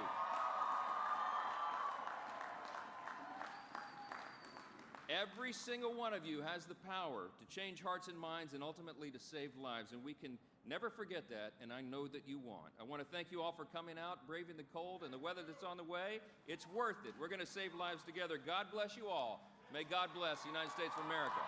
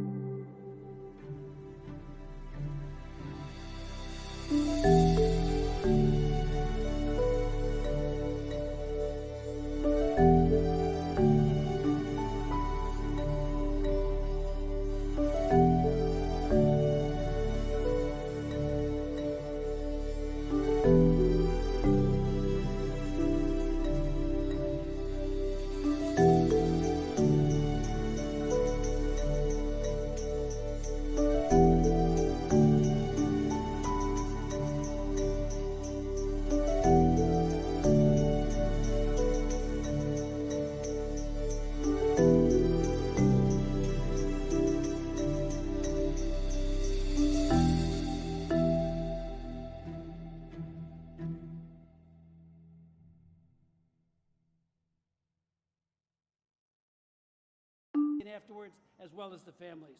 Yet, all over the country, especially in my state of New Jersey, there's an all-out effort to shutter them, to shut them down, which is outrageous.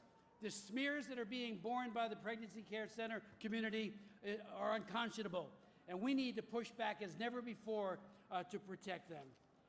Let me remind everybody that the Knights of Columbus did another Marist poll, and it did find that 84% of Americans, including 75% of Democrats, support pregnancy care centers.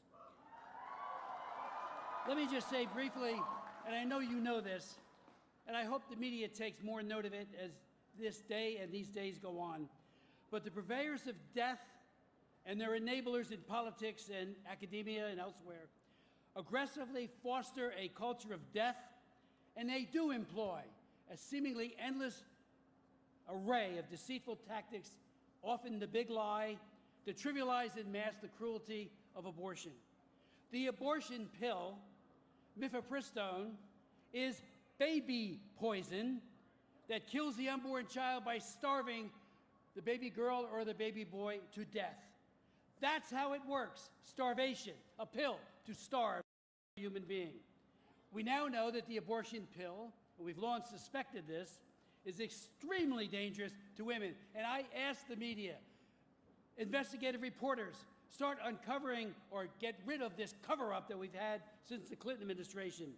The Ethics in Public Policy Center released a historic report that found that, called The Abortion Pill Harms Women, and they found that over 10% of all women who take that pill have very serious adverse events because of it, including sepsis and hemorrhaging.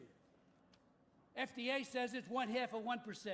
Those numbers were cooked up by previous Obama and, of course, the Clinton and then into the Biden administration.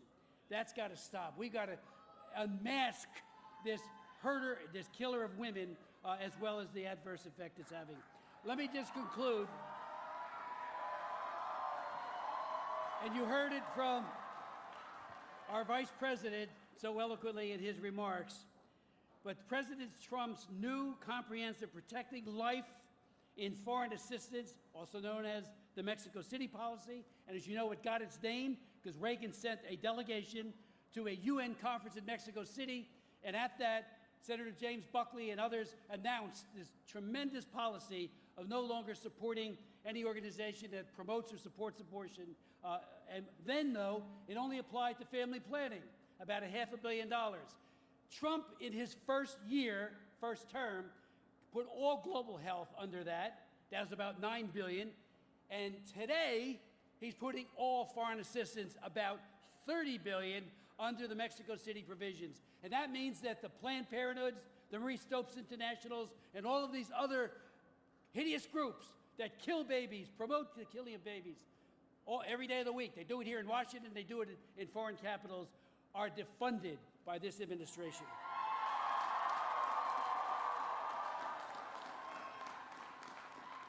Each and every day, my friends, and I conclude, thanks to your efforts and your prayers, many unborn children and their mothers have been, are being, and will be protected. We know that the injustice of abortion need not be forever. God bless you, everyone.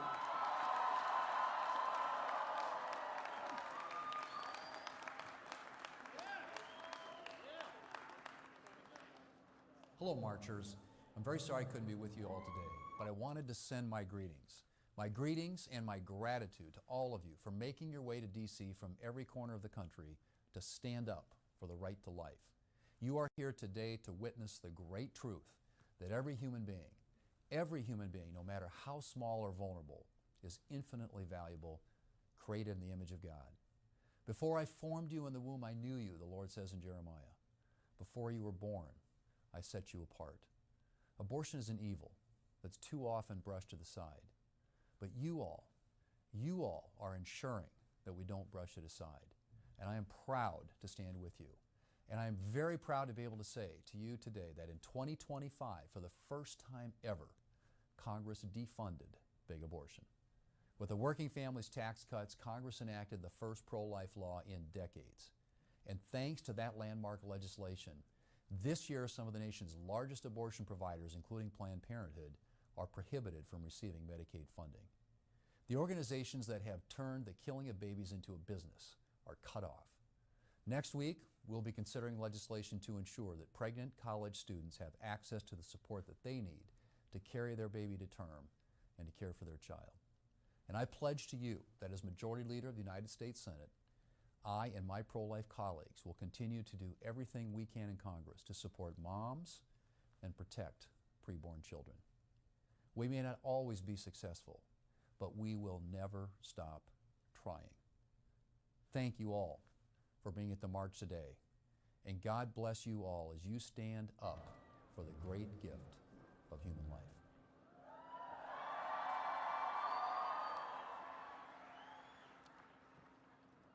Thank you, Speaker Johnson and Congressman Smith, and we're grateful to Leader Thune for his remarks as well.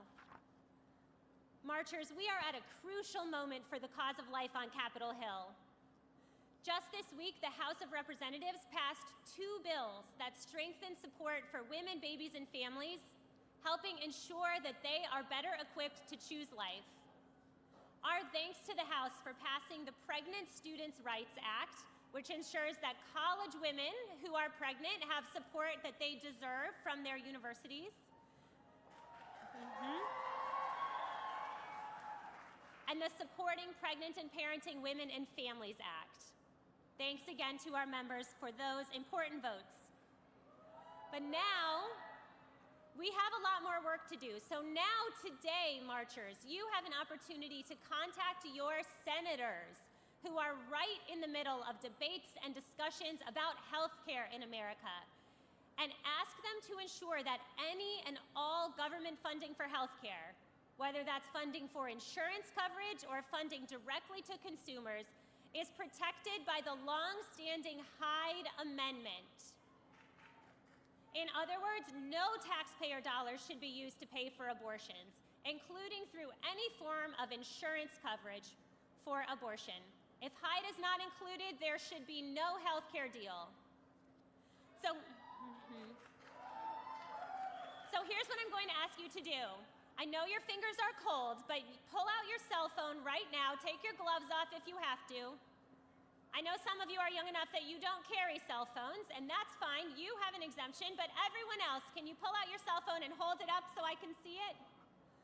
All right, good. I see a lot of phones here. All right, so here's what you're going to do. Text MARCH to 73075. You'll be taken directly to a platform where you can send a message to your senator that you want them to support the Hyde Amendment and reject any health care proposal that would allow taxpayer dollars to be used for abortions or insurance coverage of abortions. This is really important and extremely timely. I'm sure you've been reading about this in the news quite a bit lately. So let's let your senators hear the voices of Marchers for Life today. Open your texting app, type MARCH, M-A-R-C-H, and send it to 73075. Can you hold up your phone once you've done that? Yes, look at all of that strong advocacy out there. March to 73075 to be a voice for the voiceless. Together, we will send a powerful message to your senators that we want them to stand firm and be courageous for life. Thank you, marchers, for your engagement on this important issue. You will make a difference. Now I'd like to welcome some very special guests to the stage.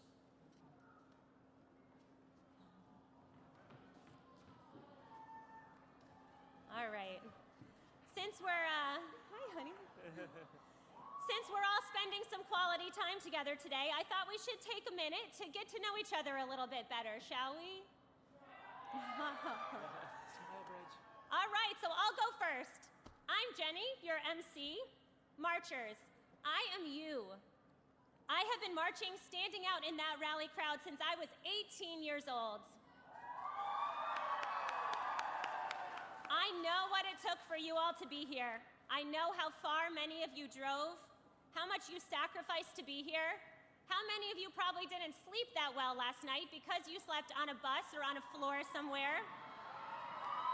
And I know how cold you are. Thank you, thank you, thank you. This is my family. Wave, Brandon.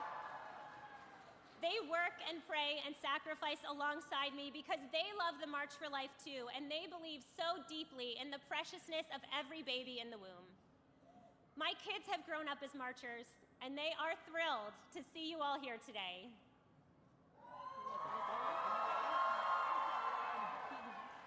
All right, now it's your turn. If this is your first National March for Life, could you please make some noise? Can we all welcome our first-time marchers? Welcome to the March for Life, friends. Welcome. Okay, this is going to be like the elimination dance at weddings. If you have been to the March for Life more than 5 times, can you raise your hands and make some noise? Brendan? Thank you to our veteran marchers. Where are my high schoolers? Do we have any high school students here? Thank you, high school students, for bringing your amazing energy. You lift all of us up. Where are our college marchers? You all have a special place in my heart because I first marched with my college group. Go Irish.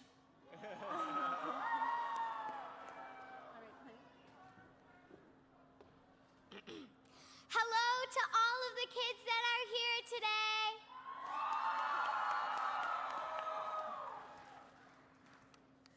Thanks, honey. If it took you longer than 5 hours to get here, can you please shout? Did anyone travel? Wow. Is there anyone here who traveled for 10 hours or more to come to DC for the March for Life? Wow. You all are so inspiring. There is no other cause, no other mission that brings people together like the March for Life and the pro-life community. Thank you all for your dedication to being here together. I hope you are finding deep encouragement from seeing who you're standing among. All right, if you guys want to go. Thank you. I'm going to let them leave the stage because the kids want a snack. Thanks, guys.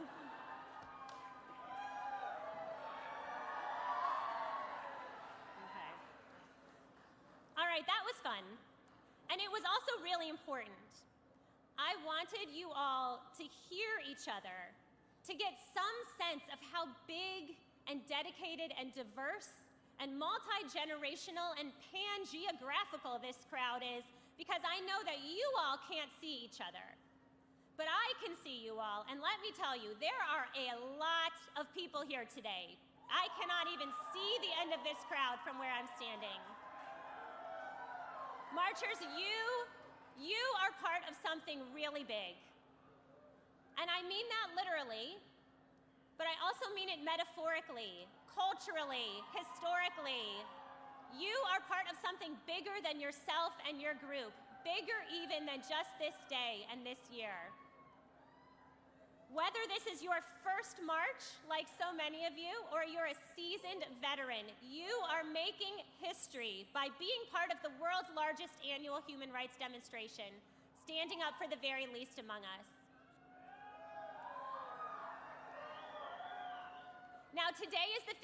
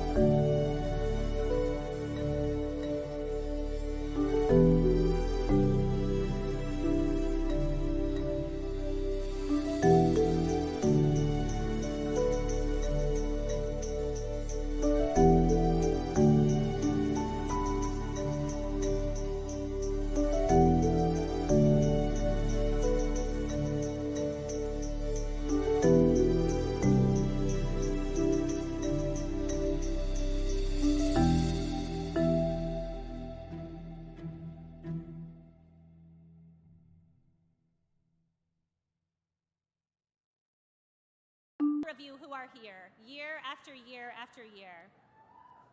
There is nothing in the world like the March for Life. By being here, you are part of something that has changed the course of history in our nation, saved so many lives, and moved countless hearts. Young people, our high school and college marchers, you are the heart of the March for Life and the pro-life movement. Young people, your generation is the tipping point. You are sending a message by being here to our political and cultural leaders and the whole nation that they need to sit up and pay attention because the rising generation demands protection for the unborn. That's right, let them hear you. Polls show that pro-life support is surging among young adults. Your peers, young adults 18 to 29, have been surging upward in terms of identifying as pro-life, and the percentage of young adults who think abortion should be legal under any circumstances has plummeted. You are doing that, young people. Keep evangelizing your classmates, your friends, your siblings, your teammates. Keep sharing the truth about the preciousness of every human life. The fight to end abortion is serious business, no doubt about it. But we go about that business with peace, confidence, and the overspilling joy that's on display here today, because all of this is rooted in our deep conviction that life is a gift. Life is true. Life is true, life is beautiful, and life is so, so good. No matter the circumstances, life is a gift. Marchers, that's our theme today. That's the banner under which we're marching for today's 53rd annual March for Life. Life is a gift. Please enjoy our theme video for this year. Life is why we march, with joy, with conviction, with purpose. Because life, all life, is a gift. But before the cheering crowds, the homemade signs, and the celebration, it all starts with a heartbeat, a single moment that changes everything.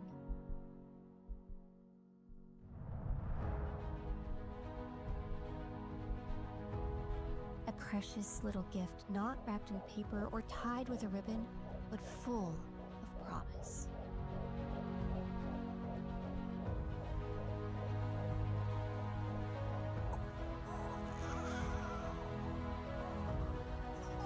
Every life is a gift, even when it's unexpected, even when the timing feels off, even when it's hard, even when the world says otherwise.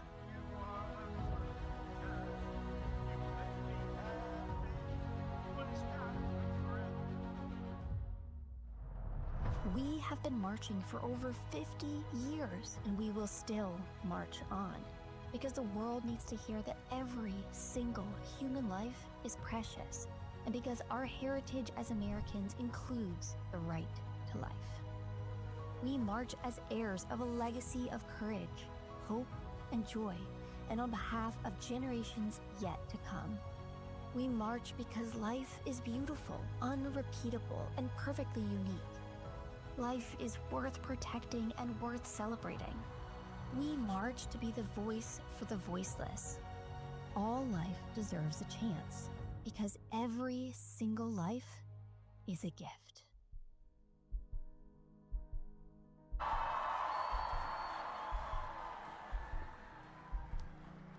Now I am pleased to introduce to you Miss Elizabeth Oliver, President of Georgetown University Right to Life.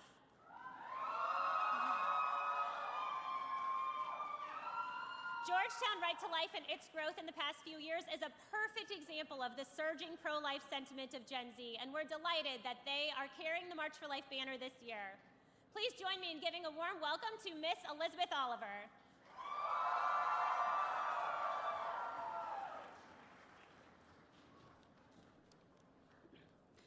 When I was a little girl, my dad would often tell me the story of Saint Joan of Arc. I loved hearing about her courage, her leadership, and the great white banner she carried into battle. Years later, standing outside a Planned Parenthood in high school, I began to understand which banner I was called to carry, the banner for life. Overshadowed by a bleak building and angry voices, wondering whether I could really make a difference, I often recalled the words that Joan of Arc said when she doubted herself. I am not afraid. I was born to do this.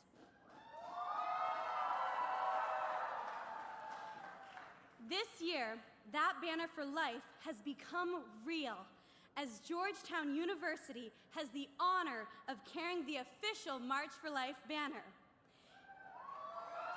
It's an honor because it takes great courage to champion the truth about abortion, especially when that truth isn't popular. The truth is, we are all called to carry this banner. But courage without kindness doesn't go very far. Truth spoken harshly usually goes unheard. Truth spoken with charity, however, invites the listener to hear. I always tell new members of Georgetown Right to Life that the most important thing we do isn't hosting events with famous speakers on a big stage. It's sitting behind a fold-up table in Red Square, the very heart of our Jesuit campus. That takes courage. While tabling, our members never know whether they'll receive a supportive thumbs up or middle finger, or simply the painful indifference of the many people who are just too busy to care. But I've also seen that small table become, all in one busy afternoon, a resource center for pregnant students, an intellectual battleground, and a gathering place for our community. Pro tip, offer free munchkins, and suddenly everybody has very strong opinions. After countless conversations, I've learned the best way to start isn't with an argument, it's with a question. Why are you pro-choice? Listening, really listening, is an act of kindness. And it's through kindness itself that people begin to see what the pro-life movement truly is. It is about affirming a truth that is so obvious that it is tragically easy to miss, that life is a gift. You won't always change minds right away, but hearts do soften. I've seen it happen. 4 years ago, a pro-choice friend and I began talking about abortion and how it affects women. She was shocked to learn that 1/3 of Gen Z has been aborted. Yet, she still argued vehemently that they are only clumps of cells. Just this year, after becoming an EMT and learning about the realities of pregnancy and the violence of abortion, she told me she is now strongly pro-life.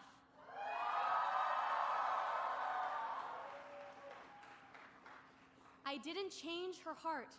All I did was plant the seeds. It was God who did the rest.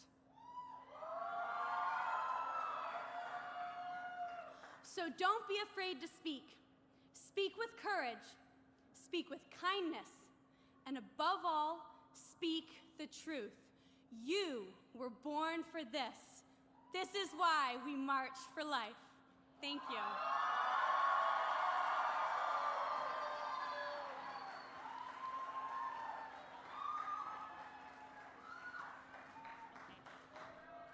Thank you, Elizabeth. All right, marchers, I now have something very special for you. It's my honor to share with you a heartfelt greeting from a great American and a former Marcher for Life who works overseas and so isn't able to be here in person today. Marchers, you have received a pontifical message from the Holy Father, Pope Leo XIV.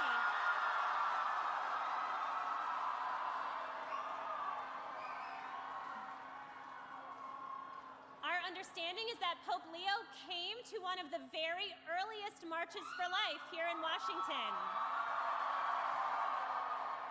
when he was a college student. He marched for life as a bishop in Peru. And here's what he has to say to all of you today.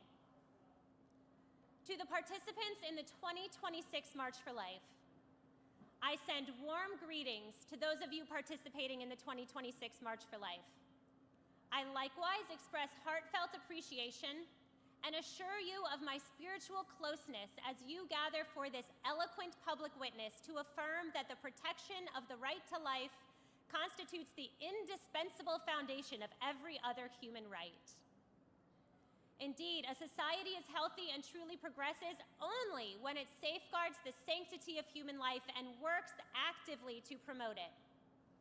In this regard, I would encourage you, especially the young people, to continue striving to ensure that life is respected in all of its stages through appropriate efforts at every level of society, including dialogue with civil and political leaders. May Jesus, who promised to be with us always, accompany you today as you courageously and peacefully march on behalf of unborn children. By advocating for them, please know that you are fulfilling the Lord's command to serve him in the least of our brothers and sisters.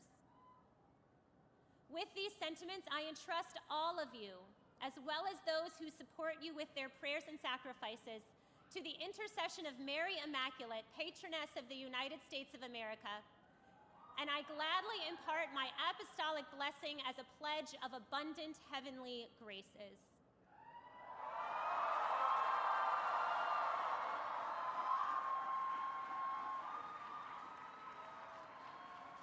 Thank you to Pope Leo for such an inspiring and encouraging message from a former college marcher. Just amazing.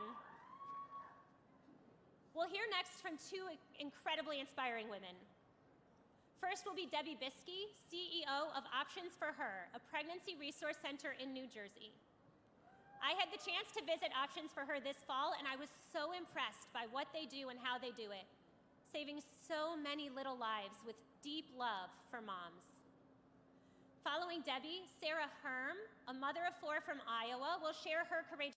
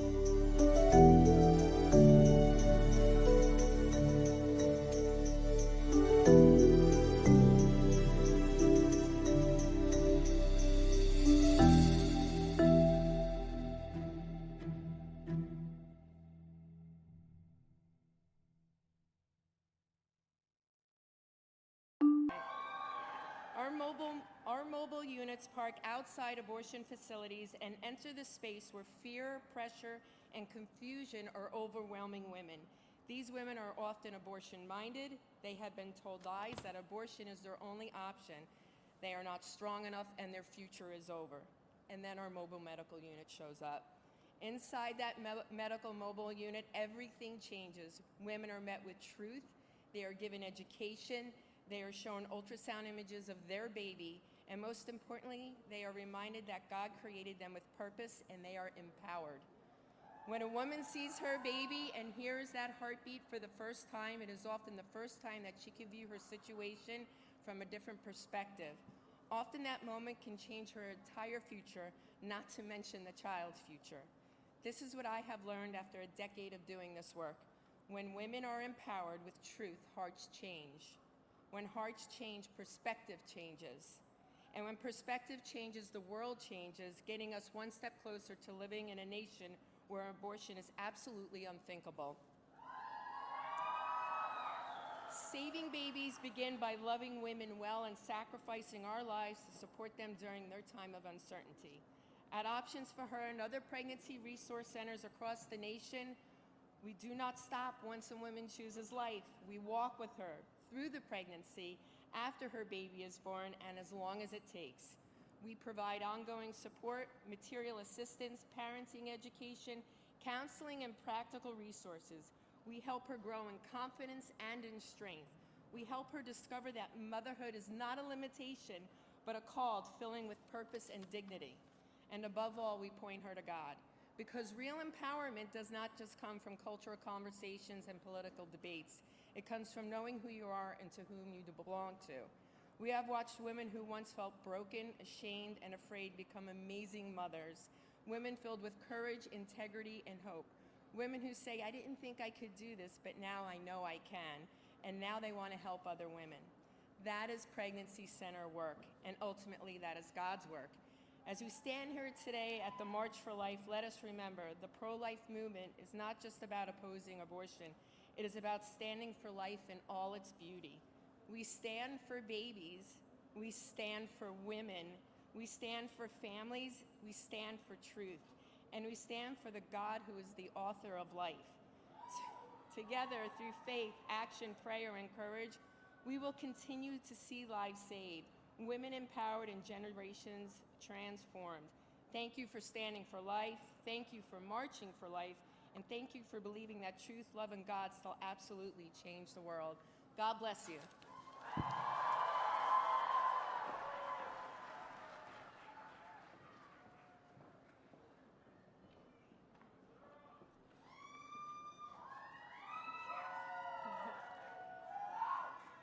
My name is Sarah Herm, and I'm here today as living proof of the theme that life is a gift.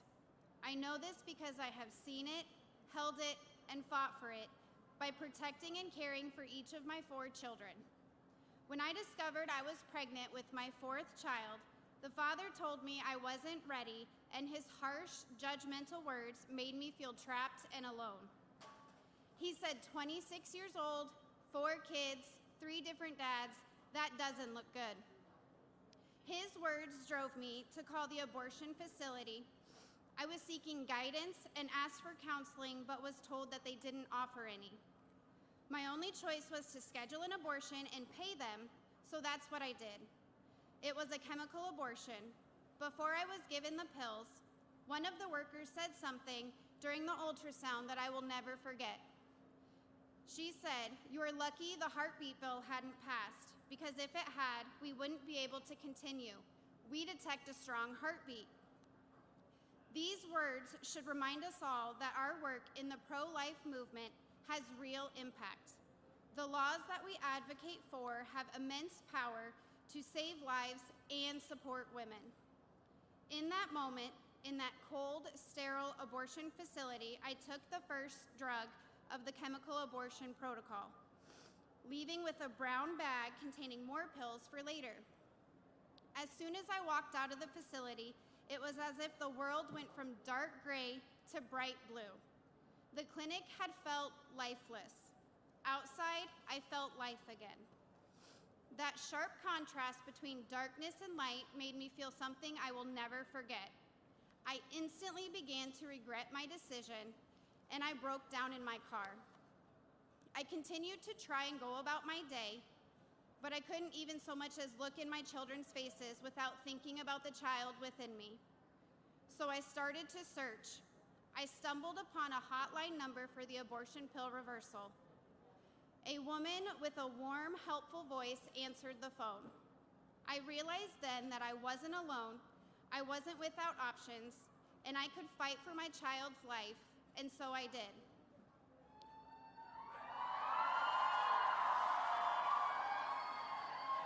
I met a doctor and a team who gave me care, guidance, love, and most of all, hope. Exactly what I was needing, which was far different from the abortion clinic, which had treated me like a transaction. I was able to reverse the chemical abortion I began. My son was born completely healthy on January 11th, 2019.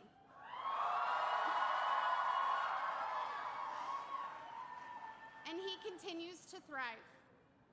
Many people falsely claim that abortion pill reversal doesn't work. Some states are advancing laws that make it harder for doctors to administer abortion pill reversal. Most women now don't even have to go to a medical facility like I did. They are given abortion pills to be taken at home, alone, a highly dangerous act that can prove fatal, not only for their unborn babies, but for these women. I am here to tell you that the abortion pill reversal can work. My life and the life of my son is living proof.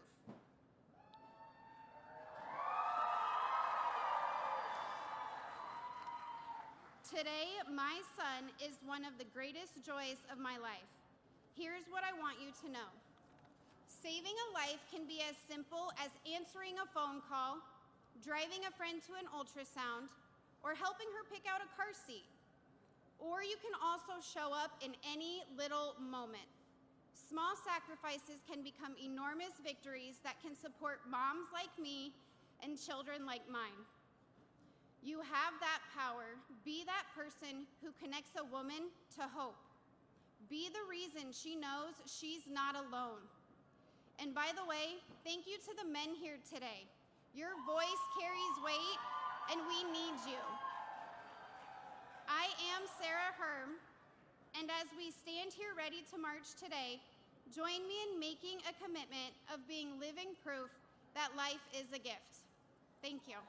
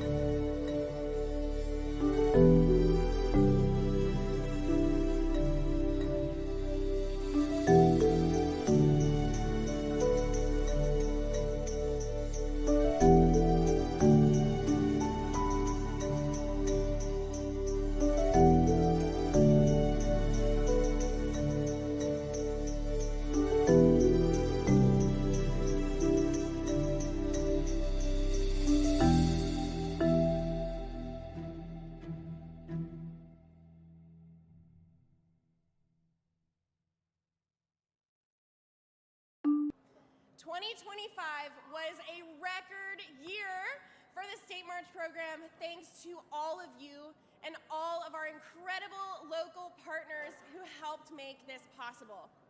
We are now marching in over 20 state capitals. We are changing hearts and minds from coast to coast.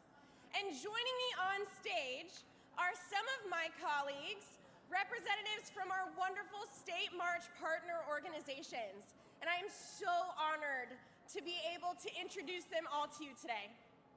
Let's hear it for your State March when your state is named. We march in Alaska with the Alaska Family Council, Arizona with the Arizona Life Coalition, California with the California Family Council, Colorado with Pro-Life Colorado, Connecticut with the Connecticut Catholic Conference and the Family Institute of Connecticut, Georgia with pro-life groups all around the state, Indiana with Right to Life of Indianapolis, I hear a lot of you, Iowa with Post-Life Advocates, Kansas with Kansas for Life, yes! Kentucky with the Kentucky Right to Life, Maryland with the Maryland March for Life Committee, Michigan with Right to Life of Michigan, I see a lot of you, Montana with Pro-Life Montana and the Montana Family Foundation, New Hampshire with New Hampshire Right to Life, New Jersey with New Jersey Right to Life, North Dakota with the North Dakota Pro-Life Committee, Ohio with the Center of Christian Virtue, in Oklahoma with many pro-life groups, yes, in Oregon with the Oregon Right to Life, in Pennsylvania with the Pennsylvania Family Institute, and in Virginia with the Family Foundation. And many other states to come, I'm very excited to say. Let's hear it for our state marches, taking the fight to life for our state capitals. Be sure to mark your calendar for your state's March for Life as we bring your pro-life voice, not only to your representatives here in DC, but also to your state capitals. Please enjoy this State March program video. Hello, marchers. It is an honor to be here with all of you on this day, at this moment, for this important cause. Are you ready to celebrate life with us? We are here because we care about babies in the womb. We, the American people, have the power to protect the unborn, both at the state and federal level. Your voices raised together are so powerful, especially in this post-Roe era where the people, through our elected representatives, get to set abortion policy in this country. We are here so that the people in the State House behind us know that we care for the lives of both women and their babies. We're here today to remind people life is not about geography or abstract lines. It's about humanity and truth. We march for every life. We march because we know that truth and life will ultimately prevail. So today we're not just marchers, but we are here as defenders of life, as warriors for truth and voices for the voiceless. We know what we have to do. We have to continue to fight until all life, born and unborn, is protected. To change the hearts and minds of the people. Changed hearts will lead to changed laws. Never forget that this movement was never simply about overturning Roe. It was about challenging the culture to promote human life and to promote human flourishing. But we can't let today be the end of the story. We will not stop until every life is protected and every woman is supported. A march is a spark, but what matters is what we do with it once we go home. Friends, let us be strong then and very courageous. Our work is not done. Let's march.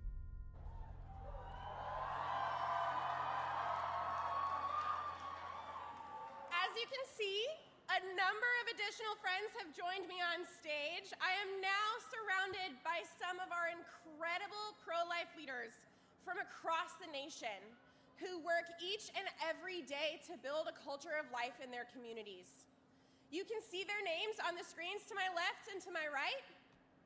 And each organization they represent meets a different need in the pro-life movement and in our local communities. With over 65 million Americans lost to abortion and millions of women and families wounded, the work for all of us is not over. We honor each and every one of you for your life-saving missions and invaluable work. Thank you for all of the work that you do day in and day out to make abortion unthinkable. Yes, can I hear it for my coalition partners, please?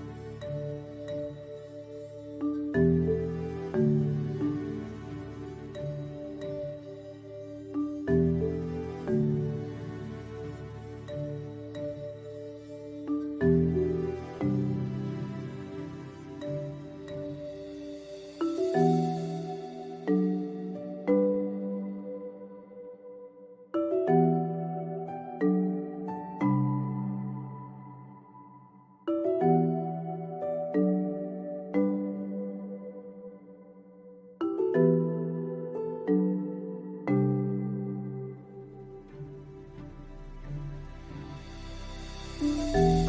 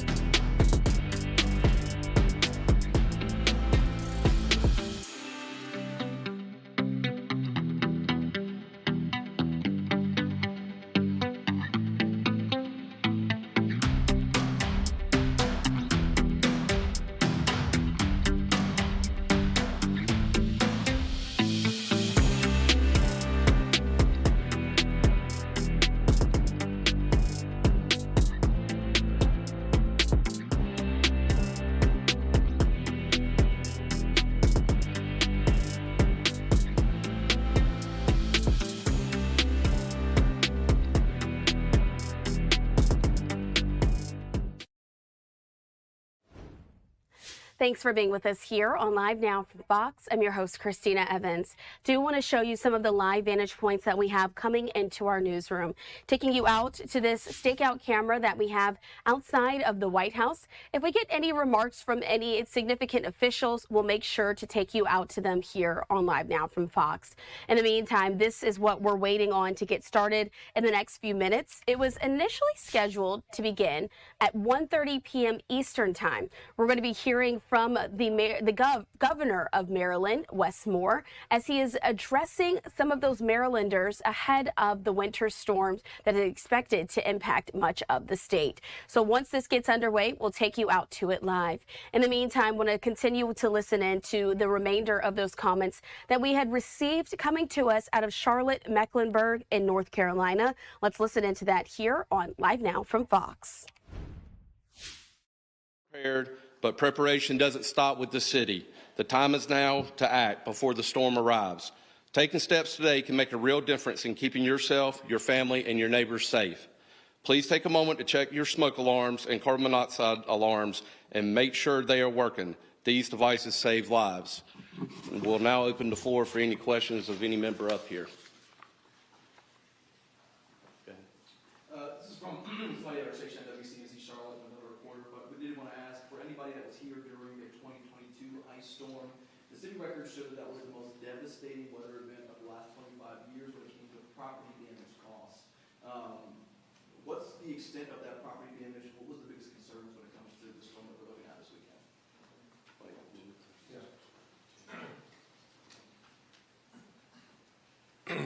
It was 2002.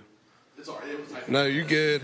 Because my son was like an infant and I left my wife at home. She wasn't very happy at all at that time.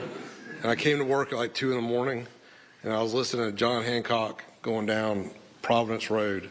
And he was there at the radio station. And at that time, we held an entire shift over. And it was so busy that we couldn't keep track of all the calls.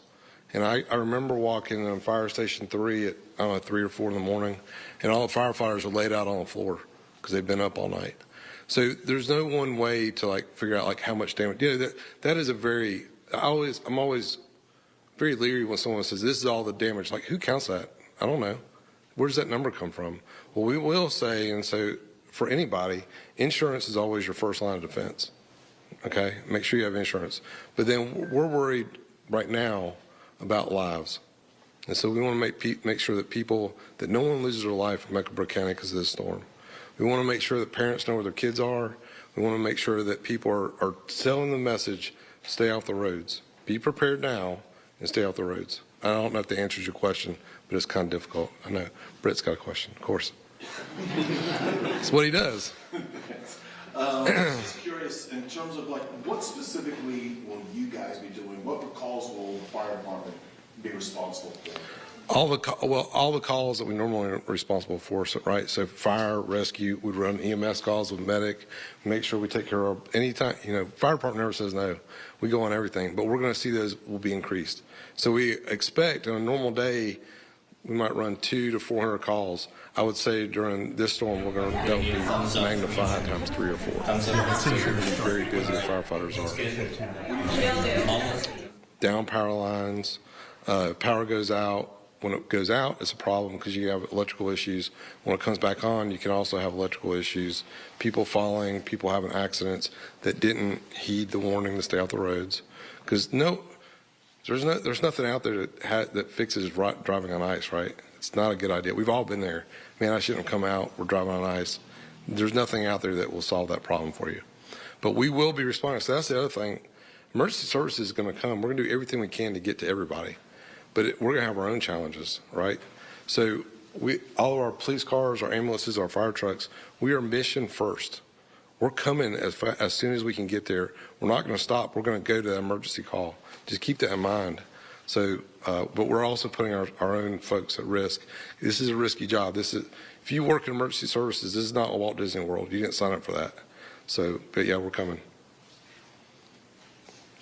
Taking it back to 2002, what lessons did you all learn from that event, and what improvements have been made since then? So, I don't want to.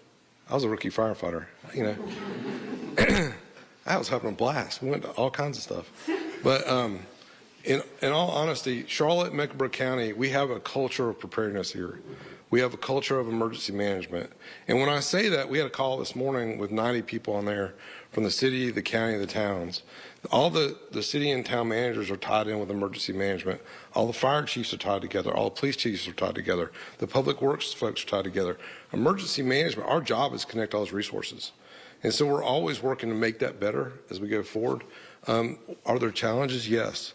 And just to be clear, and I always tell everybody this, if you're in emergency management, you're probably always wrong. And what I mean by that is either the storm was way worse than we said it was going to be, or it wasn't bad enough. People, so the next time they'll say, oh, well, it's never as bad as they say. I'm past that. We prepare for the worst. And so our plan is always to be prepared for the extreme. This is a question for Karen. Do you anticipate needing to open up larger facility spaces for our unhoused neighbors? I know the point in time count is at the forefront of a lot of people's minds this week. Just, you know, what is your plan to maybe open up that extra space, especially if it's going to be through a couple days? So I am really proud of the work that our homeless response system does to address the capacity and they are looking to add over 100 beds across our shelter system to help address more people that may be wanting and needing to come inside during this winter storm. So that'll be across Roof Above, Salvation Army, and My Sister's House. Will all be expanding their capacity. And how do you really get through to people who you encounter on the streets if this is a life or death storm? I know you mentioned some people might not want to seek housing, but this doesn't seem like an option maybe. I will say that we have a remarkable street outreach process. Hearts for the Invisible has been, we started informing people, letting people know through the point in time count even yesterday that a winter storm was coming, to be prepared, be on the lookout for more information about where to go and when it will start. And so we are working with our street outreach team that's out there right now, letting people know where to go. And we're starting to anticipate more people starting to come in tonight to be able to be safe when it starts getting really bad tomorrow afternoon. Karen, what exactly will the street outreach team be doing over the next 2 days? Great question. And so what they do is canvass from the north to the south to the east to the west of this county. And so they're out there letting people know where to go for shelter, letting them know which bus may be running to go, offering to help transport people to shelter as well. They do a great job in ensuring that. Or if people are feeling comfortable and wanting to stay for a whole variety of reasons in where they're maybe living unsheltered, ensuring that they have additional blankets and supplies. With the CMPD officer, I'm just curious, could you, sort of the same lines that I asked Deputy Chief Graham, can you just talk about what kind of calls you guys will be going to as opposed to, say, the fire department? Yeah, we respond to all calls. There's no change in what we respond to for emergencies like this, but as you heard, heed the warnings, right? You've heard the warnings over and over again. Don't become a victim yourself, and don't create a victim by having emergency response have to come to you because you made a choice to go do something that wasn't a necessity. So CMPD is fully operational. There's no change in procedures as of now, and we'll continue to, be out there, and we do ask you to call 311 or report a crime online for something that you wouldn't have to see an officer to reduce traffic on the road, but continue to heed the warning that you've heard from all the partners up here today. And please call 911 if you see a dangerous situation so that we can try to deter people from that and keep people safe. All right, as you see, they're listening in to those officials there in North Carolina. But right now we have to go out live there to Maryland, where we're hearing from the governor. Let's listen.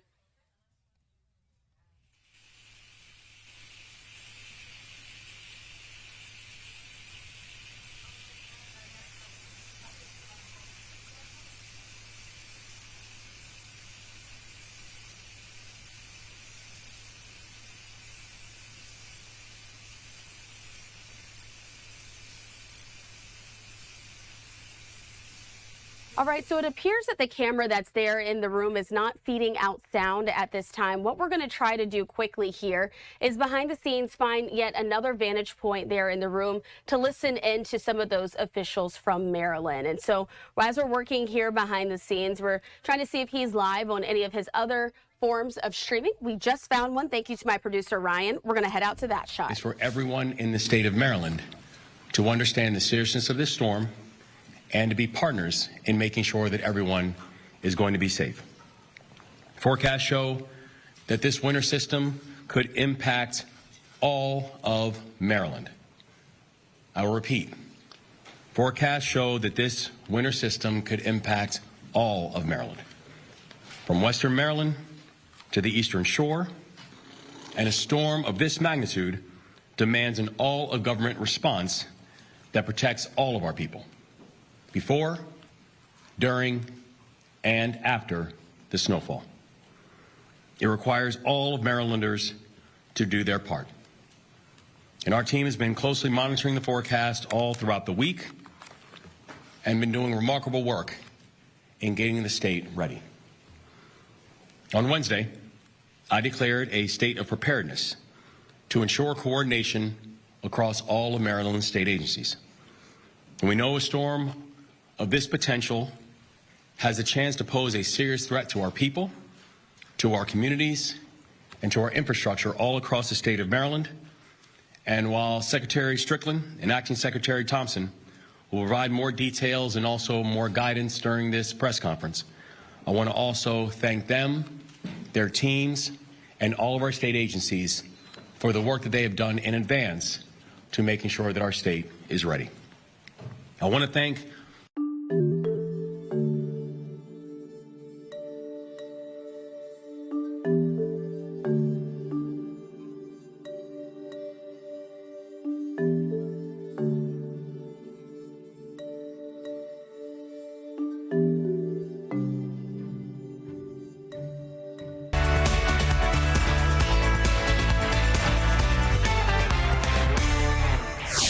and welcome into Florida Live. I'm Marlisa Goldsmith in for Garrett Weimer today.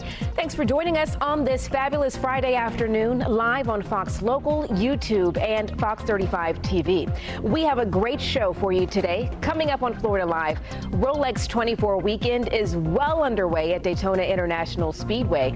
Plus, more than a dozen students sent to the hospital after a carbon monoxide leak. And we're going to have the latest on this wild winter storm much of the country is about to experience. One of Governor Ron DeSantis' toughest critics now running for the U.S. Senate.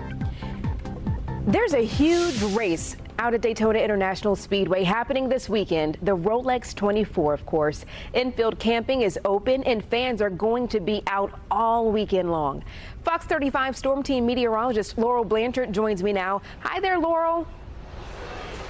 Hey, Marlisa, the energy is already electric, and you can already hear the race cars going by. And this is just going to be a weekend filled with racing, and you can already see some of the fans behind me. So what's going on right now? We have amazing cars. These are previous winning cars of the Rolex 24, and you can see all the fans by the garages, and autographs are going to be starting very soon, so everyone is just so excited. You can hear those cars in the distance out there, because right now what's happening is a 4-hour endurance test for some of the cars, and we're going to be keeping an eye on that race through the rest of the evening. But one thing that we are really keeping an eye on is the forecast. Now, we have seen everything from freezing temperatures to blistering heat to humidity that is just off the charts here for the Rolex 24.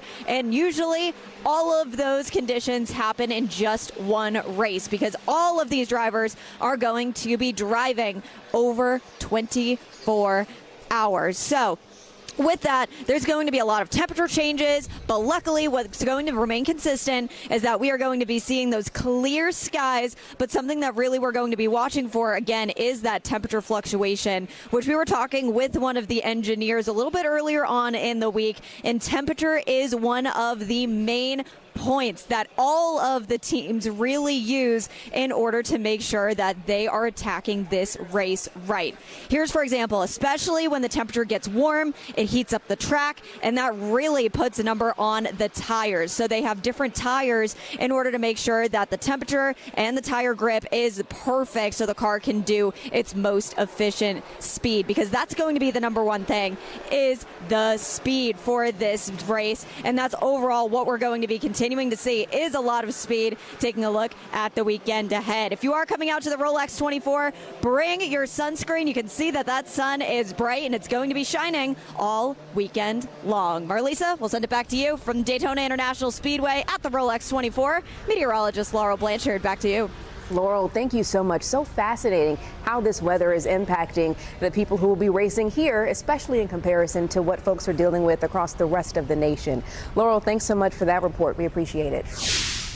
All right, moving into politics now. State Representative Angie Nixon, a Democrat representing District 13, the Jacksonville area, put her hat into the ring to replace Senator Ashley Moody in this year's upcoming special midterm election. Governor Ron DeSantis appointed Senator Moody to replace Marco Rubio. You may remember this when President Donald Trump appointed him Secretary of State. State Representative Angie Nixon joins me live now via Zoom. How are you doing today?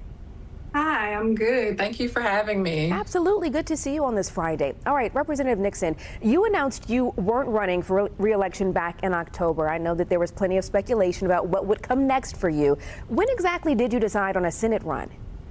Yeah, so I've been traveling across the state of Florida for the past few months, and I really didn't make my decision until about a few weeks ago in my mind, but it really sealed the deal after speaking with a woman from Apalachicola, a senior, one of our elders, who was talking about her time growing up in the civil rights era and how she feels right now, and she stated that it's just like deja vu.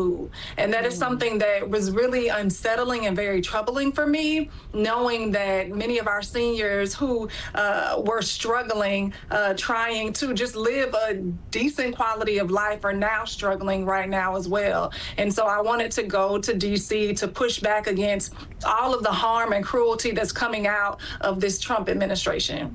Well, speaking of the conversation you've had with this woman, you have spoken openly and a lot about your biggest issue being Florida's affordability crisis, especially when it comes to things like our housing situations and health care. So talk to us more a little bit about that. Yeah, for sure. I recently just spoke with a woman today, a young woman who her health care was previously $9 a month. And because the ACA subsidies were not extended, it jumped up to $235. But that doesn't just stop there. It actually went up to nearly $700 because of the tag team that was happening with the state legislature and Ron DeSantis kicking people off the rolls for Medicaid. And so she had to get her entire family on ACA, and now it's $635. That $635 is going to come out of her grocery bill. And so now she has to figure out what to do, and if she needs to try to get another job. But if she has to get another job, that means less time she's going to be able to spend with her family. Wow. I mean, a lot of people, that resonates with a lot of people out there, a lot of Floridians. So when it comes to affordability, of course, there have been plenty of proposals made by politicians across the state. Talk to me about your stance on cutting state property taxes, because it's been a big topic of discussion. So where do you stand on this? Yeah, for sure. So after being in committee weeks and again speaking with thousands upon thousands of Floridians across the state, it's actually not property taxes that are the issue. The main issue happens to be this property insurance crisis, which many of the Republican leadership up in Tallahassee don't want to address. And they don't want to address it because those people actually donate to their campaigns. And so I understand the rationale behind it. They want to stay in office. They care about staying in office and actually looking out for these greedy and corrupt corporations than they do hardworking families in our state. And look, at the end of the day, we can actually take a common sense solution in regards to this property tax situation and actually be a little more progressive about it and making sure that we are not subsidizing and allowing billionaires to basically get over on us. If we just go around and just automatically gut taxes, that is going to impact public safety. And we don't want that at all here in our state. Yeah. I know from looking at your social media, you've been very vocal, outspoken, and not afraid to use strong language on social media. So what's the message that you're hoping to send to voters? Yeah, the message is that you have someone that is going to fight for you. You have someone who cares more about the people of this great state than their party, than politics, than profit.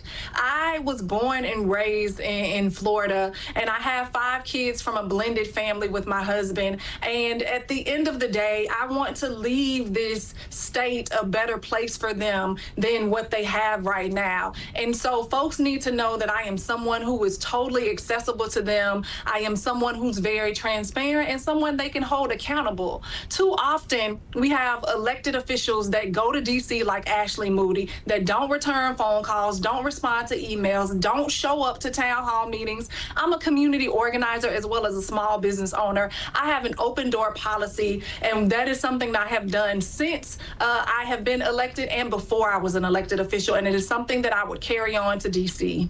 Representative Nixon, you just mentioned the 5 children in your blended family. What do they think about Mom running for U.S. Senate? Well, my 18-year-old is super excited. She gets to vote for me the first time. Wow. She's been telling all of her friends to share my information. And of course, the little one who is 5 years old, she grew up in this process. She was in my belly when I was running for office for Florida House District 14 at the time, and she's excited. She seems to think that her being on the commercial, it was all about her YouTube video, so apparently I have to start a YouTube channel for her. Of course, you know that's the next move that you have to make there. All right, let's talk a little bit more about this race, because this could possibly be an uphill battle when you're running a statewide race as a Democrat. So talk to me a little bit about that. You know, a lot of people want to focus on the numbers and in regards to saying, oh my gosh, the Democrats are outpaced as it relates to voter registration. But the math that we really should be concerned about is the fact that people's insurance rates are doubling under this Trump administration, which Ashley Moody voted to uphold, right? She voted against expanding the ACA subsidies because she doesn't care about you. She only cares about looking out for these greedy billionaires and corrupt corporations. And so I am going to be taking this campaign, this people-powered campaign, to every county throughout the state of Florida. I've already been having conversations with people before I file, just listening to them and figuring out what it is that they care about, but not only, you know, the issues that they're having, but some of their hopes and dreams. The fact remains that right now, people aren't hopeful at what's happening. They are working super, super hard, and they don't have anything to show for it. And the elected officials like Ashley Moody are saying things like, you need to work harder, or you should have got a better job, or you should have chosen a different major. And that is not what we need to be saying to our constituents, to Floridians. We need to be holding these big corporations accountable, making sure that they pay people a living wage. And we also just need to be making sure we as elected officials are accountable. At the end of the day, I work for the people of Florida. I don't work for corporations. I don't work for my party. I work for the people. And I want them to know that I plan on representing them well in Washington, D.C. You just mentioned Senator Ashley Moody. Looking at the polls, it looks like she could be your biggest challenger. So what's your game plan when it comes to tackling that? Yeah, my game plan is doing what I always do, and that's just talking to voters and listening to their stories and letting them know that they deserve so much more. People oftentimes right now feel like this is it, right? We are now, if you think about it, we are now simply living to work. We're not working to live, like we are literally just living to work. And that is not the country that we should be living in. That is not what the American dream is about. People right now, we have seniors right now that are working full-time jobs, 70, 80-year-olds working full-time jobs over 40 hours a week because they can't even rest because their Social Security is under attack by people like Ashley Moody. And so I am someone who believes we all deserve the opportunity to experience joy and rest, especially if we work hard our entire lives. And so Ashley Moody is someone who does not care about folks, and she only just looks out for, again, folks over in D.C., the corporations. She doesn't show up unless it's an election season. And so I just want people to know that we deserve so much better. And if you vote for me, we're going to have that. Speaking of voting, let's take a look back at the Democratic field. Right now, there are 10 other candidates in addition to you in the field. So what is it about you and what you bring to the table that really sets you apart from the other candidates in your field? Yeah, I think what sets me apart from the other candidates is just my passion. In addition to the fact that I've been doing this for so long, having conversations with folks, uplifting their voices, and actually I've been doing a job of a U.S. Senator, honestly, because too many times we have constituents call my office because their federal elected official is not returning their phone calls and they don't know what agency to call. I have helped a countless number of veterans get their benefits and be connected to the right agencies and to work through the VA process. And also, I was successful in stopping price gouging for a major box store that was gouging hardworking individuals in certain sides of town. And so at the end of the day, I am someone who is going to fight for everyone. It doesn't matter your race. It doesn't matter your religion. It doesn't matter who you love. I love this state. I love this country. And I know that we all deserve to be healthy, to be prosperous and safe. And that is something that I'm going to fight for. And I think that's what sets me apart from the rest of the folks in the field. Yeah, I think that you've been very clear about your messaging and what you want to pass along. But before we leave, I want to ask if you have any final message that you want to leave with the voters as we look ahead to this upcoming special election. Yeah, for sure. So I want folks to know that one of the biggest, most dangerous lies is that we don't have the power to change anything. And as someone who, is a descendant of people that were, stolen from their country, I can really let you all know that change is possible, right? And so I am super excited to be here as an elected official right now, representing the great state of Florida. And I want to go further up in D.C. to continue to fight for you all. State Representative Angie Nixon, thank you so much for joining us here on Florida Live. It was a pleasure speaking with you. Thank you for having me. All right, as we head to break, let's go ahead and take a live look over Daytona Beach from our Hard Rock Hotel camera. Look at that gorgeous view. Couldn't even paint a better picture if I tried. Don't go too far. Florida Live will be right back.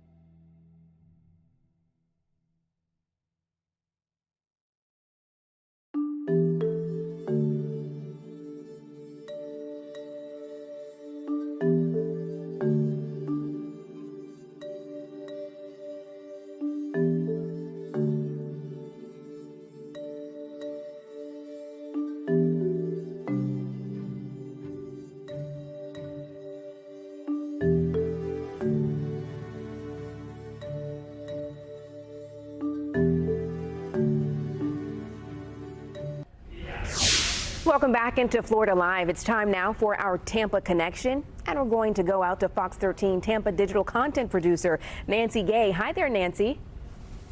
Hi, Marlisa. How's it going today? Pretty good. I can't complain with the type of weather we're seeing here in Central Florida, right? I know, it's beautiful, and it should be beautiful this weekend. Here in Tampa, we have the Children's Gasparilla Parade, so we're definitely grateful for some beautiful weather this weekend. Oh, yes. All right, Nancy, let's get to the stories here. The big story out of Tampa on this Friday. A former police officer accused of poisoning his girlfriend's dog. This sounds quite bizarre. Yes, this is a truly bizarre story and a heartbreaking one at that. So we're told this actually happened back in May of last year when Paula Fernandez, she had a 3-year-old Maltipoo named Milo, and she was going on vacation. So she had asked one of her trusted neighbors to stop by and check on Milo several times throughout the days while she was on vacation. And she said that she received a phone call on May 30th from that neighbor who said Milo was dead. You know, this devastated Paula because her dog, she was only 3 years old and he didn't have any health conditions, so she didn't know what possibly could have happened. And once she returned from her vacation, that neighbor kept saying, you know, something's not right, this isn't right, this isn't right. And that neighbor also told Paula that she had found these little pellets inside Milo's food dish, and she was asking her if she fed the dog any type of pellets, and Paula said no, but she did take photos of those pellets and posted those photos asking people what these pellets might be and if they could have contributed to the death of her dog. And that's when she learned that those pellets were actually rat poison or gopher poison. It was some type of poison meant to kill small rodents. And she was still dating her now ex-boyfriend, but she was still dating him at the time. She said everything seemed normal, but she had a horrible feeling in the pit of her stomach. And this horrible feeling went all the way through December. And that's when she actually asked her now ex-boyfriend if she could see his credit card statement. And he said yes. So as she was scrolling through his credit card statements, she looked back to May, and 2 days before her dog died, she noticed a charge from a Tractor Supply store for $8.01. So she actually went to that Tractor Supply store, looked up these gopher pellets, or these pellets that were meant to kill gophers or rodents, and she saw that in the store, and it cost $8.01. So she actually talked to the owners of the store, and they tracked down and confirmed that her now ex-boyfriend had made a purchase for this poison 2 days before her dog Milo had died. And that's when she decided to contact the Hillsborough County Sheriff's Office. She contacted them on December 17th, and a warrant for Edwin Campuzano's arrest was issued on January 16th. Now, Sheriff Chad Chronister, he said that Campuzano turned himself in and he was out the next day on bond. But one thing the sheriff noted during a press conference this morning is that Campuzano seemed to show no remorse for the death of this dog. That dog was a 3-year-old Maltipoo named Milo. And Paula, she joined Sheriff Chad Chronister for the press conference this morning, and she said that the only reason she could think of why he would want to kill Milo is because he didn't like the dog. She said that he made it very clear that he did not like this dog, but she said that he never showed any signs of abuse or violence. And she even said that after Milo died, her now ex-boyfriend bought her flowers and bought her mother flowers because they were grieving the death of this dog. What? Now, as you mentioned earlier, Campuzano, yes, and she was just devastated looking back on that. She's like, he actually bought not only me, but my mom flowers as well. And as we mentioned earlier, Campuzano, he was a Bartow police officer. He was a Bartow police officer last May when all this occurred. And we say he was a former police officer because Sheriff Chad Chronister said he resigned from the Bartow Police Department because he just accepted a job with the Polk County Sheriff's Office. But Sheriff Chronister said that he doesn't believe his good friend Grady Judd, who is the sheriff of Polk County, will now allow him to keep his start date. And Chronister joked that while Campuzano does not belong in law enforcement, he joked that Paula, she may have a career in law enforcement because she was able to use all this detective work and not only track down this credit card statement, but actually to go to the store and to learn that her now ex-boyfriend did buy that rat poison, that gopher poison, or whatever it was to kill her dog. So he said that she may actually have a future career in law enforcement. Seriously, quite the investigative work on her part. Good for her for figuring all that out, Yes. connecting the dots. All right, Nancy, moving on to our second story here. Some students hospitalized after a carbon monoxide leak at a school. Tell me about this. Yes, we learned just moments ago that actually 22 students were taken to the hospital early this morning. This happened out in Winter Haven at Cypress Junction Montessori School. Now, we were told that a carbon monoxide alarm sounded inside the school, and that's what prompted all students, faculty, and staff to evacuate. Now, once firefighters arrived on the scene, they determined that there was carbon monoxide. There was a leak outside of the school. However, inside the school, there was a slight odor, and firefighters did confirm that this was not inside the school, but it was outside of the school. And officials said that any students or anybody who was inside the school who said that they were experiencing signs of distress, they were immediately evaluated by medical personnel who were at the scene.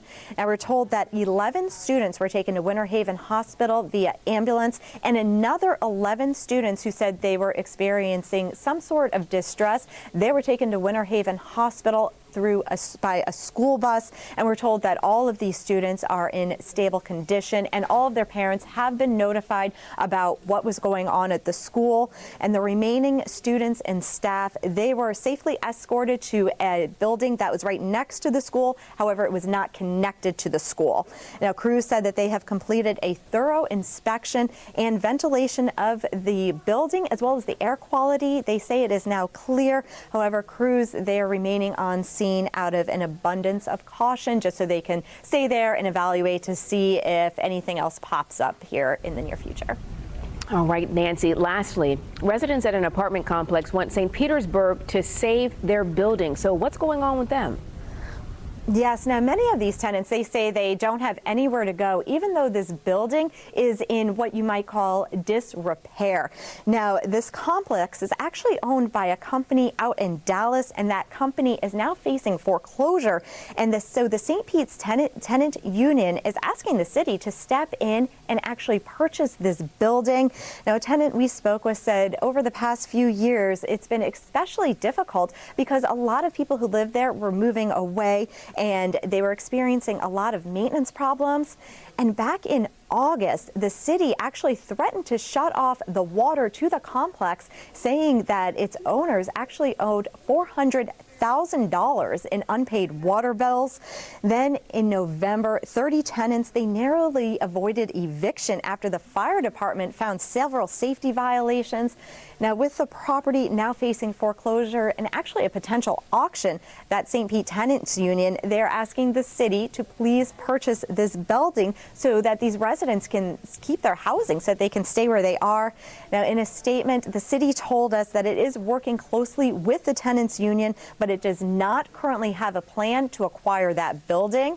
Now, that statement specifically said, at this time, the city does not have plans to acquire the Morgan property. Right now, our focus is on collecting the remainder of the outstanding water services balance and providing assistance and information to residents wanting to relocate from the property.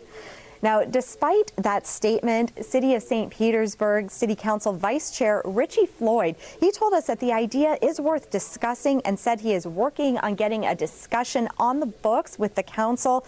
And that tenant that we spoke to said she would prefer the city to buy the property and worries about neighbors, many of whom are on fixed incomes. And she worries that if the city doesn't step in, that these neighbors won't have anywhere else to go. And tenants said the situation at the Morgan Apartments actually reflects a broader issue within the city of St. Petersburg. They said that issue involves corporate landlords, new luxury developments, as well as the loss of affordable housing. And they're saying that this is squeezing out these longtime residents. And city officials, they said they are monitoring this foreclosure process and will continue to update the residents about their options. And about an hour or so ago, we did receive a statement from the owner of that building, and that statement read, "The Morgan is operating normally and our staff is working hard to meet the needs of residents and new households seeking quality apartment homes. The company is pursuing additional steps to strengthen the property's long-term financial stability. While we understand the demand by some residents for the city to seize the property, we do not believe such an unusual step is justified or in the community's best interests." Marlisa? Fox 13 Tampa senior content producer Nancy Gay, thanks so much for the updates to those stories. We appreciate you. Thank you. All right, let's go ahead and kick things over to Fox 35 Storm Team meteorologist TJ Springer for our Florida Live forecast on this Friday. TJ, I don't know if you can feel it, but I am so excited that we are living in Florida this weekend. I know. I feel like a lot of the nation, Marlisa, going to deal with old man winter in a big way. Yeah, it looks like it's going to be brutal. Yeah, I feel like brutal is definitely a word to describe it. And for many, this is going to snarl traffic, not going to be good. And that's kind of the impact that we'll likely be seeing here, at least this weekend. Travel impacts in and out of Orlando, especially through the air. Travel delays, if you are trying to travel on the roadways as well, not going to be advised, especially as we start to see this wintry system work its way eastbound. Here it is right now. We can see showers across central Texas, a little bit of snow in eastern New Mexico, and some snow to the north across Kansas, Nebraska, back into Colorado. That's some of that upper level energy. But eventually, this is going to be the system that starts to gather more steam. With more moisture, it's going to lift and encounter more of that cold as it starts to work off to the east-northeast. And that is why we see millions of people in the pink there. Those are winter storm warnings for heavy amounts of snow. And in the darker shade of purple, those are ice storm warnings for heavy amounts of ice, crippling amounts of ice that could take down power lines, trees, and really keep people in their homes for the long hauls. That's something we'll have to watch as we head through the next couple of days, how much ice falls, because even say a half of an inch of ice, that can start to take down tree limbs and in turn take down power lines as well. But notice winter storm warnings all the way up into New England now, and they extend westbound all the way back into portions of essentially New Mexico, into Kansas through Missouri, right up into the Ohio Valley in the mid-Atlantic. And that's where we're going to see that snow potentially topping out beyond 1.5 feet in some isolated spots. So let's time it out here on our Fox weather model. You can see that cold air pumping down into the system with that area of high pressure. This is Arctic air, so that's why we're seeing the clash of the warmth and the moisture leading to the wintry weather. But notice what happens. Even though we still have that air that's cold enough, it doesn't mean that the whole atmosphere is cold. That's why we're seeing that potential for ice across portions of Arkansas, East Texas, into Mississippi, and northern Louisiana as well. But on the colder side, where the moisture is encountering that deeper cold, we're seeing more snow across Missouri and Kentucky, the Ohio Valley. But notice we start to see an area of low pressure that develops along the coast. We call this a Miller B system, and that means that we start to see the system across the interior of the nation transfer its energy to the coastal low, and that's the one that actually takes over. But between the two, where you start to see some of that warm air working up into the system, that's where we're seeing that chance of that snow turning over to sleet and freezing rain, which is what leads to that ice, that glaze of ice on the trees and cars and the roads. And that's why we're going to see that the precipitation type kind of differ from north to south. But eventually we do see this lift up into New England, and you can see the snow still falling into Monday afternoon across places like Maine, New York, Vermont, New Hampshire, Massachusetts, Connecticut. Essentially the entire northern and eastern portion of the nation still dealing with the system as it works away. Now we get in on the chill, but it's going to be a little while before that happens. So that's what's going to be the headline for us early next week in Central Florida, not the wintry weather, at least the snow, the ice, and the sleet. In terms of the snow, though, you can see those shades of purples and pinks all the way back into Kansas and Oklahoma, extending all the way up into the northeast. That's where snowfall amounts could be rising beyond the foot mark, potentially getting up to 1.5 feet. Now, in terms of the ice, you can see the darker shades of pink as we head through time. That's where we could have those ice amounts potentially rising beyond 1/2 inch to 1 inch, if not even more than that. So a lot to unpack, a lot to iron out. But Melissa, all I can say is that if anyone has travel plans, be sure they're checking the latest forecast and checking in with their airlines as well. Absolutely, TJ. I had some family who was supposed to be traveling this weekend, and they canceled their flights. Thank goodness they were paying attention to the weather ahead of time. My dad, too, was supposed to be on Sunday, so Really? we'll see if he makes it out of Baltimore. I don't think that's going to be the case. Yeah, they'll be dealing with a lot up there. Mm-hmm. That's for sure. TJ, thanks so much. We appreciate you. Thanks, Melissa. All right, taking a look over Port Canaveral through our Launch Credit Union camera as we head to break here on Florida Live. A gorgeous view out there. We'll be right back.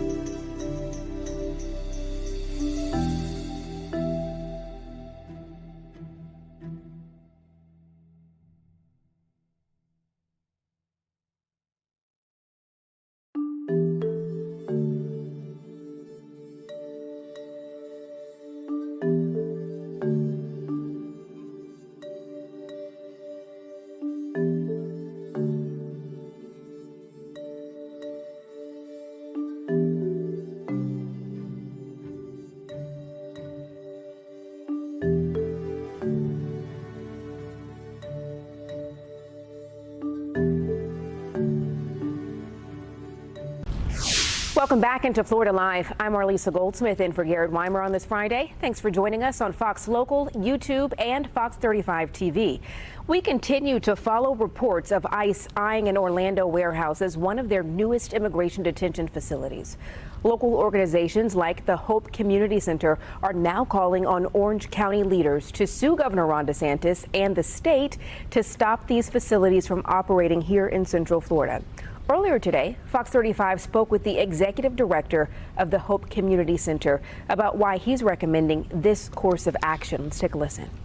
Yeah, so what we know so far is that it's a warehouse about 10 minutes away from the international airport, about 10 minutes away from Lake Nona, in a very isolated place owned by an LLC from Atlanta. And we heard through a leaked spreadsheet that that was one of the warehouses that was being considered by ICE to open essentially what they call Deportation Prime Amazon Center, and through the media, actually, we were able to confirm that indeed ICE was considering that particular warehouse. But I do want to say that warehouse, it is a warehouse made for merchandise and not suited to house people, and not only because of the building itself, but also the infrastructure all around it. I personally was there and had a chance to actually walk all around the facility myself. I didn't get to go inside, but what I noticed was the magnitude of the building. It is a humongous building in a very isolated area, not much going on there.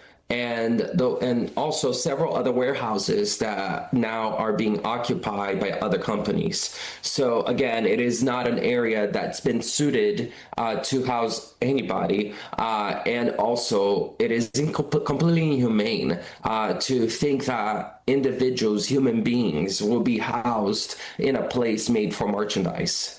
First of all, we have to remember that independently of who you are, independently of your immigration status, we have constitutional rights in this country. And these must be guaranteed. These facilities do not do that. Due process is something that doesn't exist anymore. As a matter of fact, there is an effort from ICE to bring people around different detention centers, so they're essentially lost in the system and nearly impossible for an attorney to find them. And on top of it all, it is completely inhumane. Some of the stories that we heard from the Everglades included people who were essentially tortured, taken outside, still handcuffed in the middle of the summer, left there for the whole day without water. Constant issue with the sewage system, where every so often it will all overflow all over the detention center, bringing about that rotten sewage smell inside those facilities. And in the Baker's detention center, as recent as literally yesterday, I spoke with the wife of somebody who's detained there, who said that the water is so dirty that people have to leave it so the sediment goes down so they can drink it, and it is still contaminated. And and because of the quality of the water, her husband is so sick now with kidney issues. So again, the inhumanity, the lack of due process. I mean, it is truly a travesty and un-American that these facilities exist.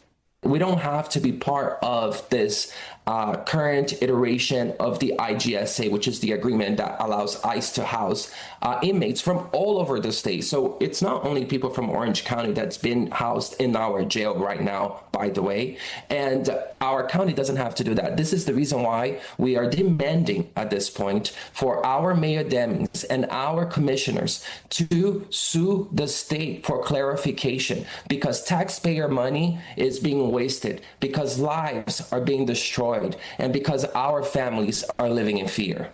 Well, several local communities across the country and states have sued in different ways, whether it was for protesters not to be arrested, whether it was because they were pushing people in a certain way because they were not following the Constitution of the United States, and they have won. So what we know for a fact is that the Constitution of the United States still stands and it is still strong. And that's the reason why we're asking for our local officials to also stand strong behind the Constitution of the United States that they themselves promised to follow and to protect. And right now, that's being attacked by our federal government, and we need our local government to stand with us.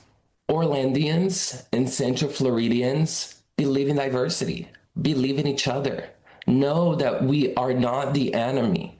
And when you know that your friend, that a grandma that cooks for you here and there is in a detention center, when you watch on TV somebody getting shot following the instruction of an ICE agent, even though she was a U.S. citizen, U.S. citizens being dragged out of their houses, just racial profiling happening in a rampant way. And at the same time, almost every resident in this community knows an immigrant, and many of us are impacted by these injustices. My phone has not stopped with people asking, what should I do? And let me tell you, they were not only immigrants. They were the friends, the teachers, the doctors, the nurses, the stepmothers who are asking for their loved ones. We are united because we know that the price that we're paying is too high for this chaos, for this lack of law, this lawlessness, this tyranny coming upon our community.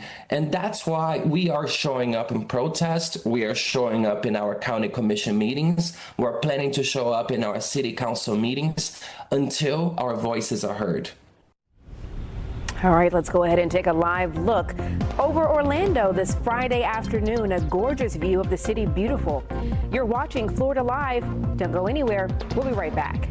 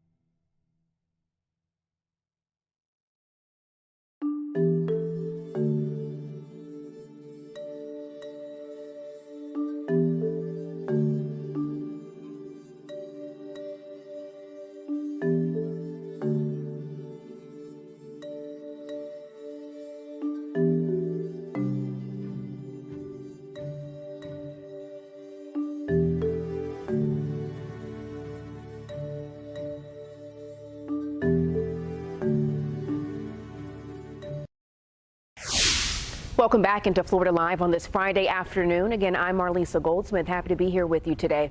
Florida's coastal communities continued to fight the Trump administration's proposal to drill off Florida's Gulf Coast. And this morning, there were leaders in St. Petersburg who argued that drilling would actually destroy the coastline and local businesses. So here's some of what they had to say. We've got families struggling to recover from devastating hurricanes.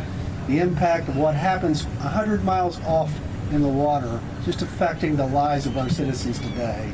And we all need to remember that it's not just those who work in the hospitality industry or live out here close to the water, it's everyone in this county. They just did some statistics for Visit St. Pete Clearwater this past week, and we generated $387 million through tourism to benefit this county in taxes just this past year. And that resulted in about each household paying about $2,000 less in property taxes. So in a period where in Tallahassee they're very focused on property taxes and giving our residents relief, I just wanted to point out today that it's not just about protecting our environment, it's about protecting the livelihoods and the lives of all of our residents here. And tourism and maintaining this beautiful water, pristine as it is, it's very important to all of us, whether you ever come out here on the beach to enjoy it or not. Protecting our tourism industry, protecting this water is extremely important to all of us. So I'm happy to be here today, and I did order up some of the best weather you could ever have. We like for the media to tell everyone around the country, around the world, that this is our kind of weather every day. It's fantastic out here, but I thank the other leaders for coming out too, because again, it's a bipartisan effort, something we all are joining in together to make sure we protect this beautiful body of water. So everyone who's gathered here today, all the organizations and leaders, we're gathered today to speak about a serious threat to the livelihood of coastal communities like ours, and to make clear why this matters to all of us. At the center of this issue is a proposal from the Trump administration that would expand offshore drilling across large areas of our nation's waters. Simply put, for Florida, this is a terrible idea. Opening the door to more offshore drilling puts our coast, our economy, and our way of life at risk. Now, as a county commissioner, I debated against state leaders on a proposal to allow close shore oil drilling. That was in 2009. That was 17 years ago. I think I still had hair back then, even Charlie. I do have photo evidence of that. But in nearly 2 decades, the facts have not changed. Now, just a few months after that debate in 2009, we had the Deepwater Horizon oil disaster. And it proved that even when a spill is hundreds of miles offshore, it could be devastating to our local environment and our economy in Pinellas County and across the Gulf Coast of Florida. That impact reached our beaches, our fisheries, and our tourism economy. Thousands of jobs were lost. Billions of dollars were wiped away, and the damage spread quickly. And small businesses and working families paid the price. That experience taught us an important lesson, that oil spills don't respect state lines or imaginary boundaries on a map. And it's a lesson we do not need to relearn. Now, every few years, this type of near-shore drilling proposal resurfaces. And time again, we have to stand in opposition for the sake of our communities. And I'm glad that this time, our local and state leaders are on the same page, and that is real progress. We share the belief that there is far too much at stake to risk the health of our coastal economy and our environment for expanded drilling near our coast. This area means the world to me. I've lived here my whole life.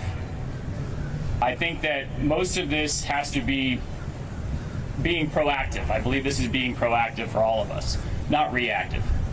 If you remember in 2021, a lot of you might, hopefully you do, we had a Piney Point discharge of 215 million gallons of high nutrient wastewater into the bay. And that in turn caused the largest fish kill that we've ever seen. And the warning signs were there. Multiple news outlets reported on it before it happened, but nothing was done. Then in turn, what happened. Now we know how bad this can be. So this is being proactive. not reactive. But it has to stop. A lot of folks up here know about Deepwater Horizon. I implore you, I don't have the time to break it down, but I implore you to also look at the Taylor Energy oil spill that happened. All right, you are watching Florida Live here on this Friday afternoon. As we head to break, let's take a look at Evermore. Look at that gorgeous destination right here in Central Florida. Don't go too far. We'll be right back.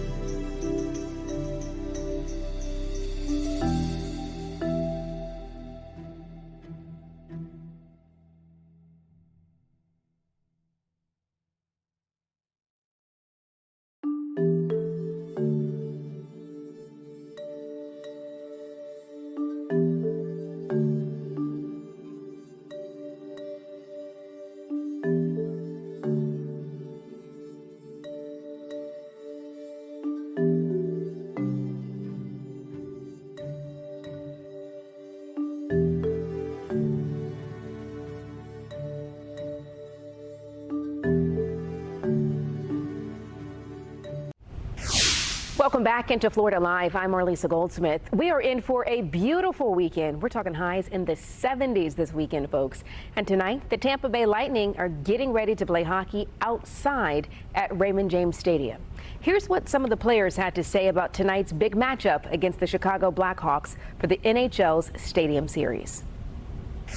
Pretty damn cool, to be honest. Beautiful weather today. Hopefully this temperature will be the same, on February 1st. So, other than that, just looking around here, used to coming here to watch football, and now we're getting the chance to, play outside here. And yeah, from what I heard, it's going to be, a lot of people, obviously at the game. So, it's going to be a dream come true. Even this weekend, it's going to be like 75 and sunny. So thinking about it, what if it is that weather on the day of the game? How weird is it going to be to play in 75 and sunny? That would be nice. That would be a different experience, obviously. But, the game is at night. The sun will be down. So that's going to help a lot, I think. So, for us, it's all about, the experience of having this outdoor game. And, you just got to take what's given to you and do the best of the situation. So, it's going to be a spectacular, event for the NHL, the city of Tampa to host an event like this. And tell us about it. Something that you sort of believed could happen here? At the start of my career, no. But as things have progressed, and you've seen it in LA, and we knew there was a possibility, but a lot of credit goes out to the Lightning organization for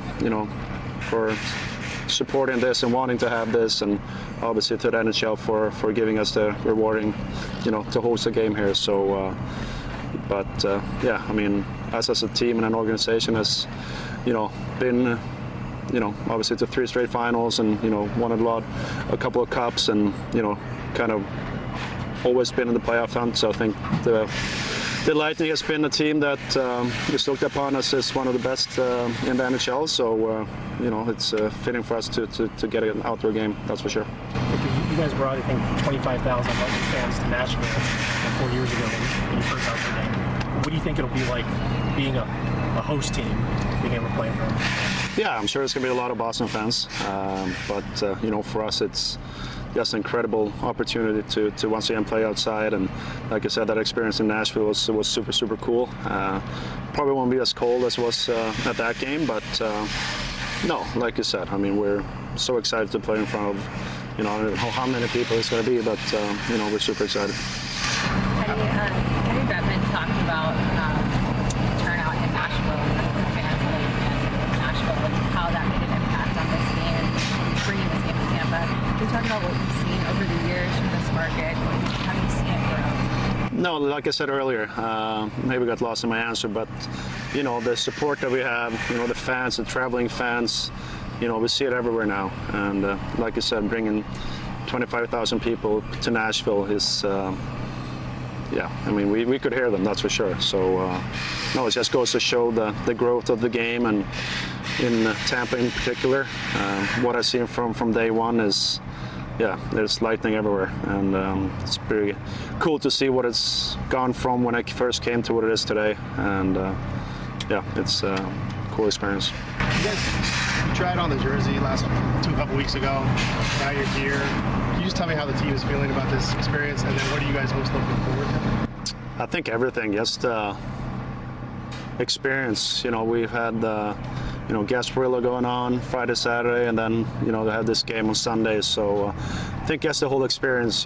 Getting to the rink, on game day, and just seeing the atmosphere when you walk out for warm-ups, and I think everyone's just super excited for the whole experience. And then obviously main goal about the game is still to get 2 points, but just the whole experience is going to be super, super cool. Before now we got 2 more games, and then there's a big break. So guys really have this in their eyesights.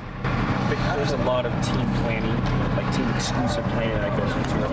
Because you've been injured, because Mac has been injured, you've kind of taken on a lot of that responsibility.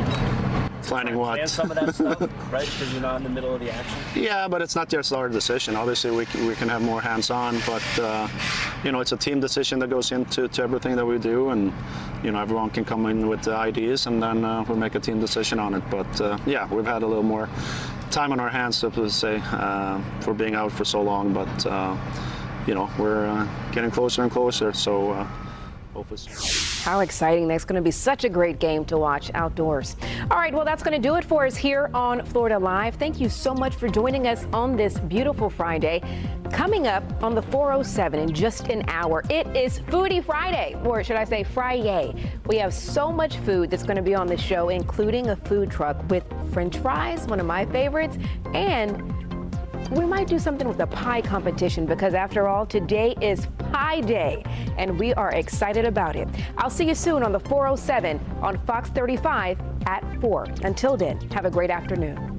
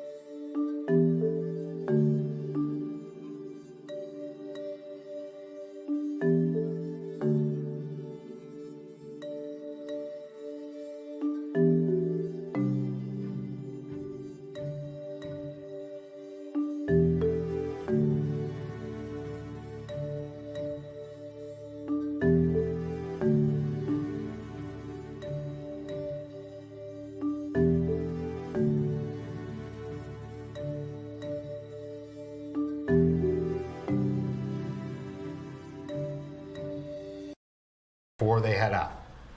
Allow extra time to reach your destination. Maintain at least twice the normal following distance between themselves and the vehicle in front of them. Turn on your headlights when your wipers are on. Drive at a reduced speed, avoid distractions, and of course, always wear your seatbelt. It is also critical to carry an emergency kit in your vehicle, especially if long distance travel is planned. This kit should include items such as non-perishable food, water, first aid supplies, and any other items that might be necessary for families to have for kids, for pets, or medications. More information on that, how to prepare for any of these emergencies, is on the Ready PA webpage on pa.gov. With that, I'll open it up for questions for me, our District Executive, Dean Abazi, and Tom Rogel, our Senior District Executive for Maintenance. With the snow expected first and then freezing rain, what sort of concerns and how does that change your approach to the storm? Tom, you want to go ahead? Why don't you step up here? Sure. Would you mind giving your name? Sure. My name is Tom Rogel, R-O-G-A-L, and I'm the Senior Assistant District Executive for Maintenance here. Everything Brad touched on is under my purview here in the district. Freezing rain does add another layer to the equation. The benefit is we're getting the snow first. So we won't have that sheet of glass scenario, which is the most dangerous for the motoring public as well as my operators. It really will not change our approach, with the exception of we have different types of plow blades through technology in this day and age, where some have sandwiched rubber in between them to help them conform better to uneven road surfaces and clear off slush and slop. With this type of event, we will be using the standard steel-bladed plows, so they'll be able to cut through that material and push it off. It all depends. Everything varies by temperature. It really is a science to winter. I was doing some preparing for our discussion here today, and what people aren't aware of, and Brad did touch on, is the lack of the ability for salt to work in very cold temperatures. It does work, but an example would be 1 pound of salt will melt about 46 pounds of ice and snow at 30 degrees, and at 10, 15 degrees, it's about 1 pound to 5 pounds. So you can only imagine how much more salt we would have to use, and at some point that doesn't even function that well. It's not the matter of more salt, you just need those temperatures and traffic, as Brad has spoken about, to help pick it up. We're well prepared for this. We did bring in some additional resources. We brought some graders in from other districts. Brad touched on some MET teams. I would expect in those type of conditions that your secondary roadways during this event will have snow on them more than we're typically used to here in the southeast region. And some of it will potentially get hard packed. Temperatures are already very cold. The road surface is very cold. And in 3 hours time, if it snows an inch an hour, or 2 inches an hour, which is the prediction here mid-morning Sunday, till we get back to the spot we started that operator, there's 2-3 inches on the road, and the more traffic that maybe was in between there helps pack that down. So you're gonna experience road conditions like maybe you have, us older folks in the area have experienced these in 2016 and 2010, but our average snowfall's 14 inches. We could get that tomorrow in one storm. So it's a bear. But we're equipped for it. We can handle the situation. We've done this. Our operators are well trained, and they take their job very seriously, along with our partners in the townships and municipalities, along with our partners in the contracting side of things. Tom, what's the pecking order? Which roads will you be putting the most attention on first? Which ones are secondary, and which ones are not going to get any PennDOT attention? Well, they all will get PennDOT attention, but they will. There is a hierarchy. Naturally, interstates, things like 95, 676, we can go on in the district. That is always our top priority, the interstate system. Then you work down to interstate, what we call interstate lookalikes, expressways, freeways. Then we'll get down into 3-digit SRs, the 309, and the 29s, 23, those types of things, down to, and then the last but not least is our 4-digit SRs, where a lot of the rim counties, where all these folks live, they're going to be the ones that get serviced, I guess you would say, last. They're all part of a route, But should we encounter a situation where we're getting 2-3 inches an hour, we're having issues on, we'll just say I-95, which won't happen because we have more than enough equipment. I'm going to stand by that. We'll do a good job, as we always do. We would move resources there to address that and then go back to their initial route. That's how we do that. So if we need to pull resources from a place that maybe has, we'll say 500 cars on a typical day to a roadway that has 20, 30, 50,000 to help out for a couple hours and then go back, that is our normal practice to do something like that. Does that answer your question? Yes. You talked about just how much salt's going to be needed. And Yes. you talked briefly about how much PennDOT has in reserves, but you're also hearing from local townships that are having issues. We have heard both in Chester and Montgomery County, there could be some supply issues for local towns. How do they go about getting help from PennDOT if they need it? Yes, there is a process in place. They need to reach out to their emergency management director in their county. At that point, that will be moved up to PEMA. And once PEMA reviews it, then it works its way back through the chain to myself, my county manager, and one of my assistants. We look at the supplies we have on hand and see that we can help them out in terms of, because we have salt on order as it is. It's always a trucking issue more than anything. And we've experienced this in asphalt and everything, getting the material to us. It's not that the material isn't there. It's getting enough trucks when you get these storms back to back across the state to get it back to the stockpiles in the municipalities in this case. We have received a couple already. I believe I've received 4 across the district so far, and we were able to help those townships and municipalities. And then after the fact, they return that salt to us or they pay for it. But typically they return the salt to us when they get their order in a week or 2. All right, as you see, they're listening in to the Department of Transportation officials and others there in the city of Philadelphia as they're preparing for this winter storm. Of course, we've been covering this very closely here on Live Now from Fox. In just the last few hours, we've heard from governors in the state of Maryland, other officials there, as well as Texas, as this is going to be a far-reaching storm. In that conversation, we also have the National Weather Service telling us to be patient as this passes through the area and much of the United States this weekend. Likely those effects will be felt into next week. But there, particularly as we take a live look in Philadelphia, those double-digit snowfall totals are expected there in the city and parts of the suburbs from this weekend storm as well. And so the National Weather Service has issued a winter storm warning with significant snow and ice that will go into effect Saturday night and won't expire until sometime on Monday. We'll keep you up to date with all of our weather preparations that are happening across the country.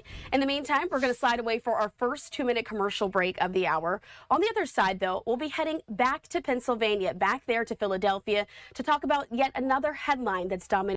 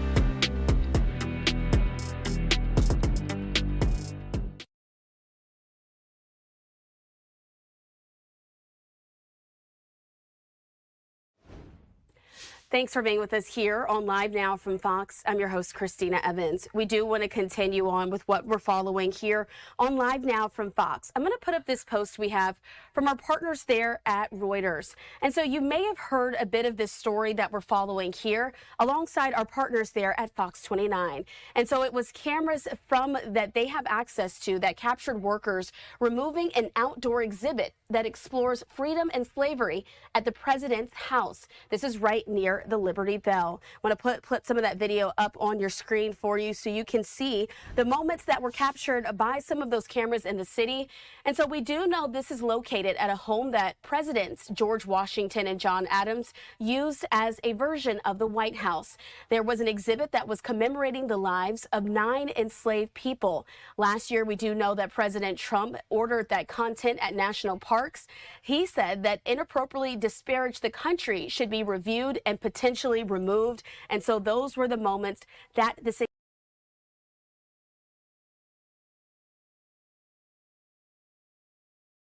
So the purples in through here, expanded coverage, northern Georgia, much of the Carolinas, more of that, as I was talking about, back in through here, both sides of the Mississippi, northern parts of Louisiana included.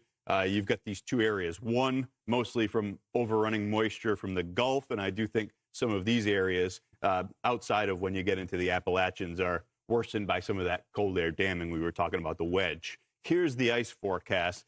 This is what I was saying for this swath in through here. Some of these areas where we have the dashed line, you'll have a deep enough layer of cold air at the surface where those melted snowflakes can refreeze into ice pellets, sleet. So that hits the ground, you see it bouncing off the driveway, the mailbox, the windshield.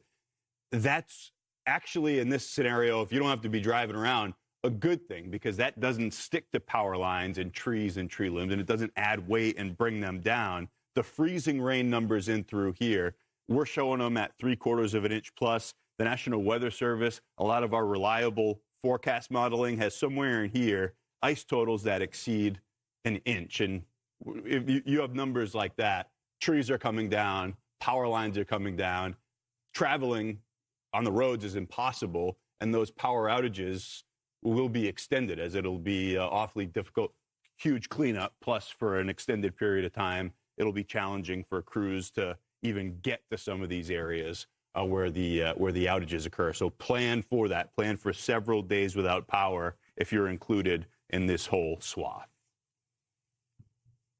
Major cities in the Northeast corridor, they're staring down what appears to be our biggest snowstorm in years.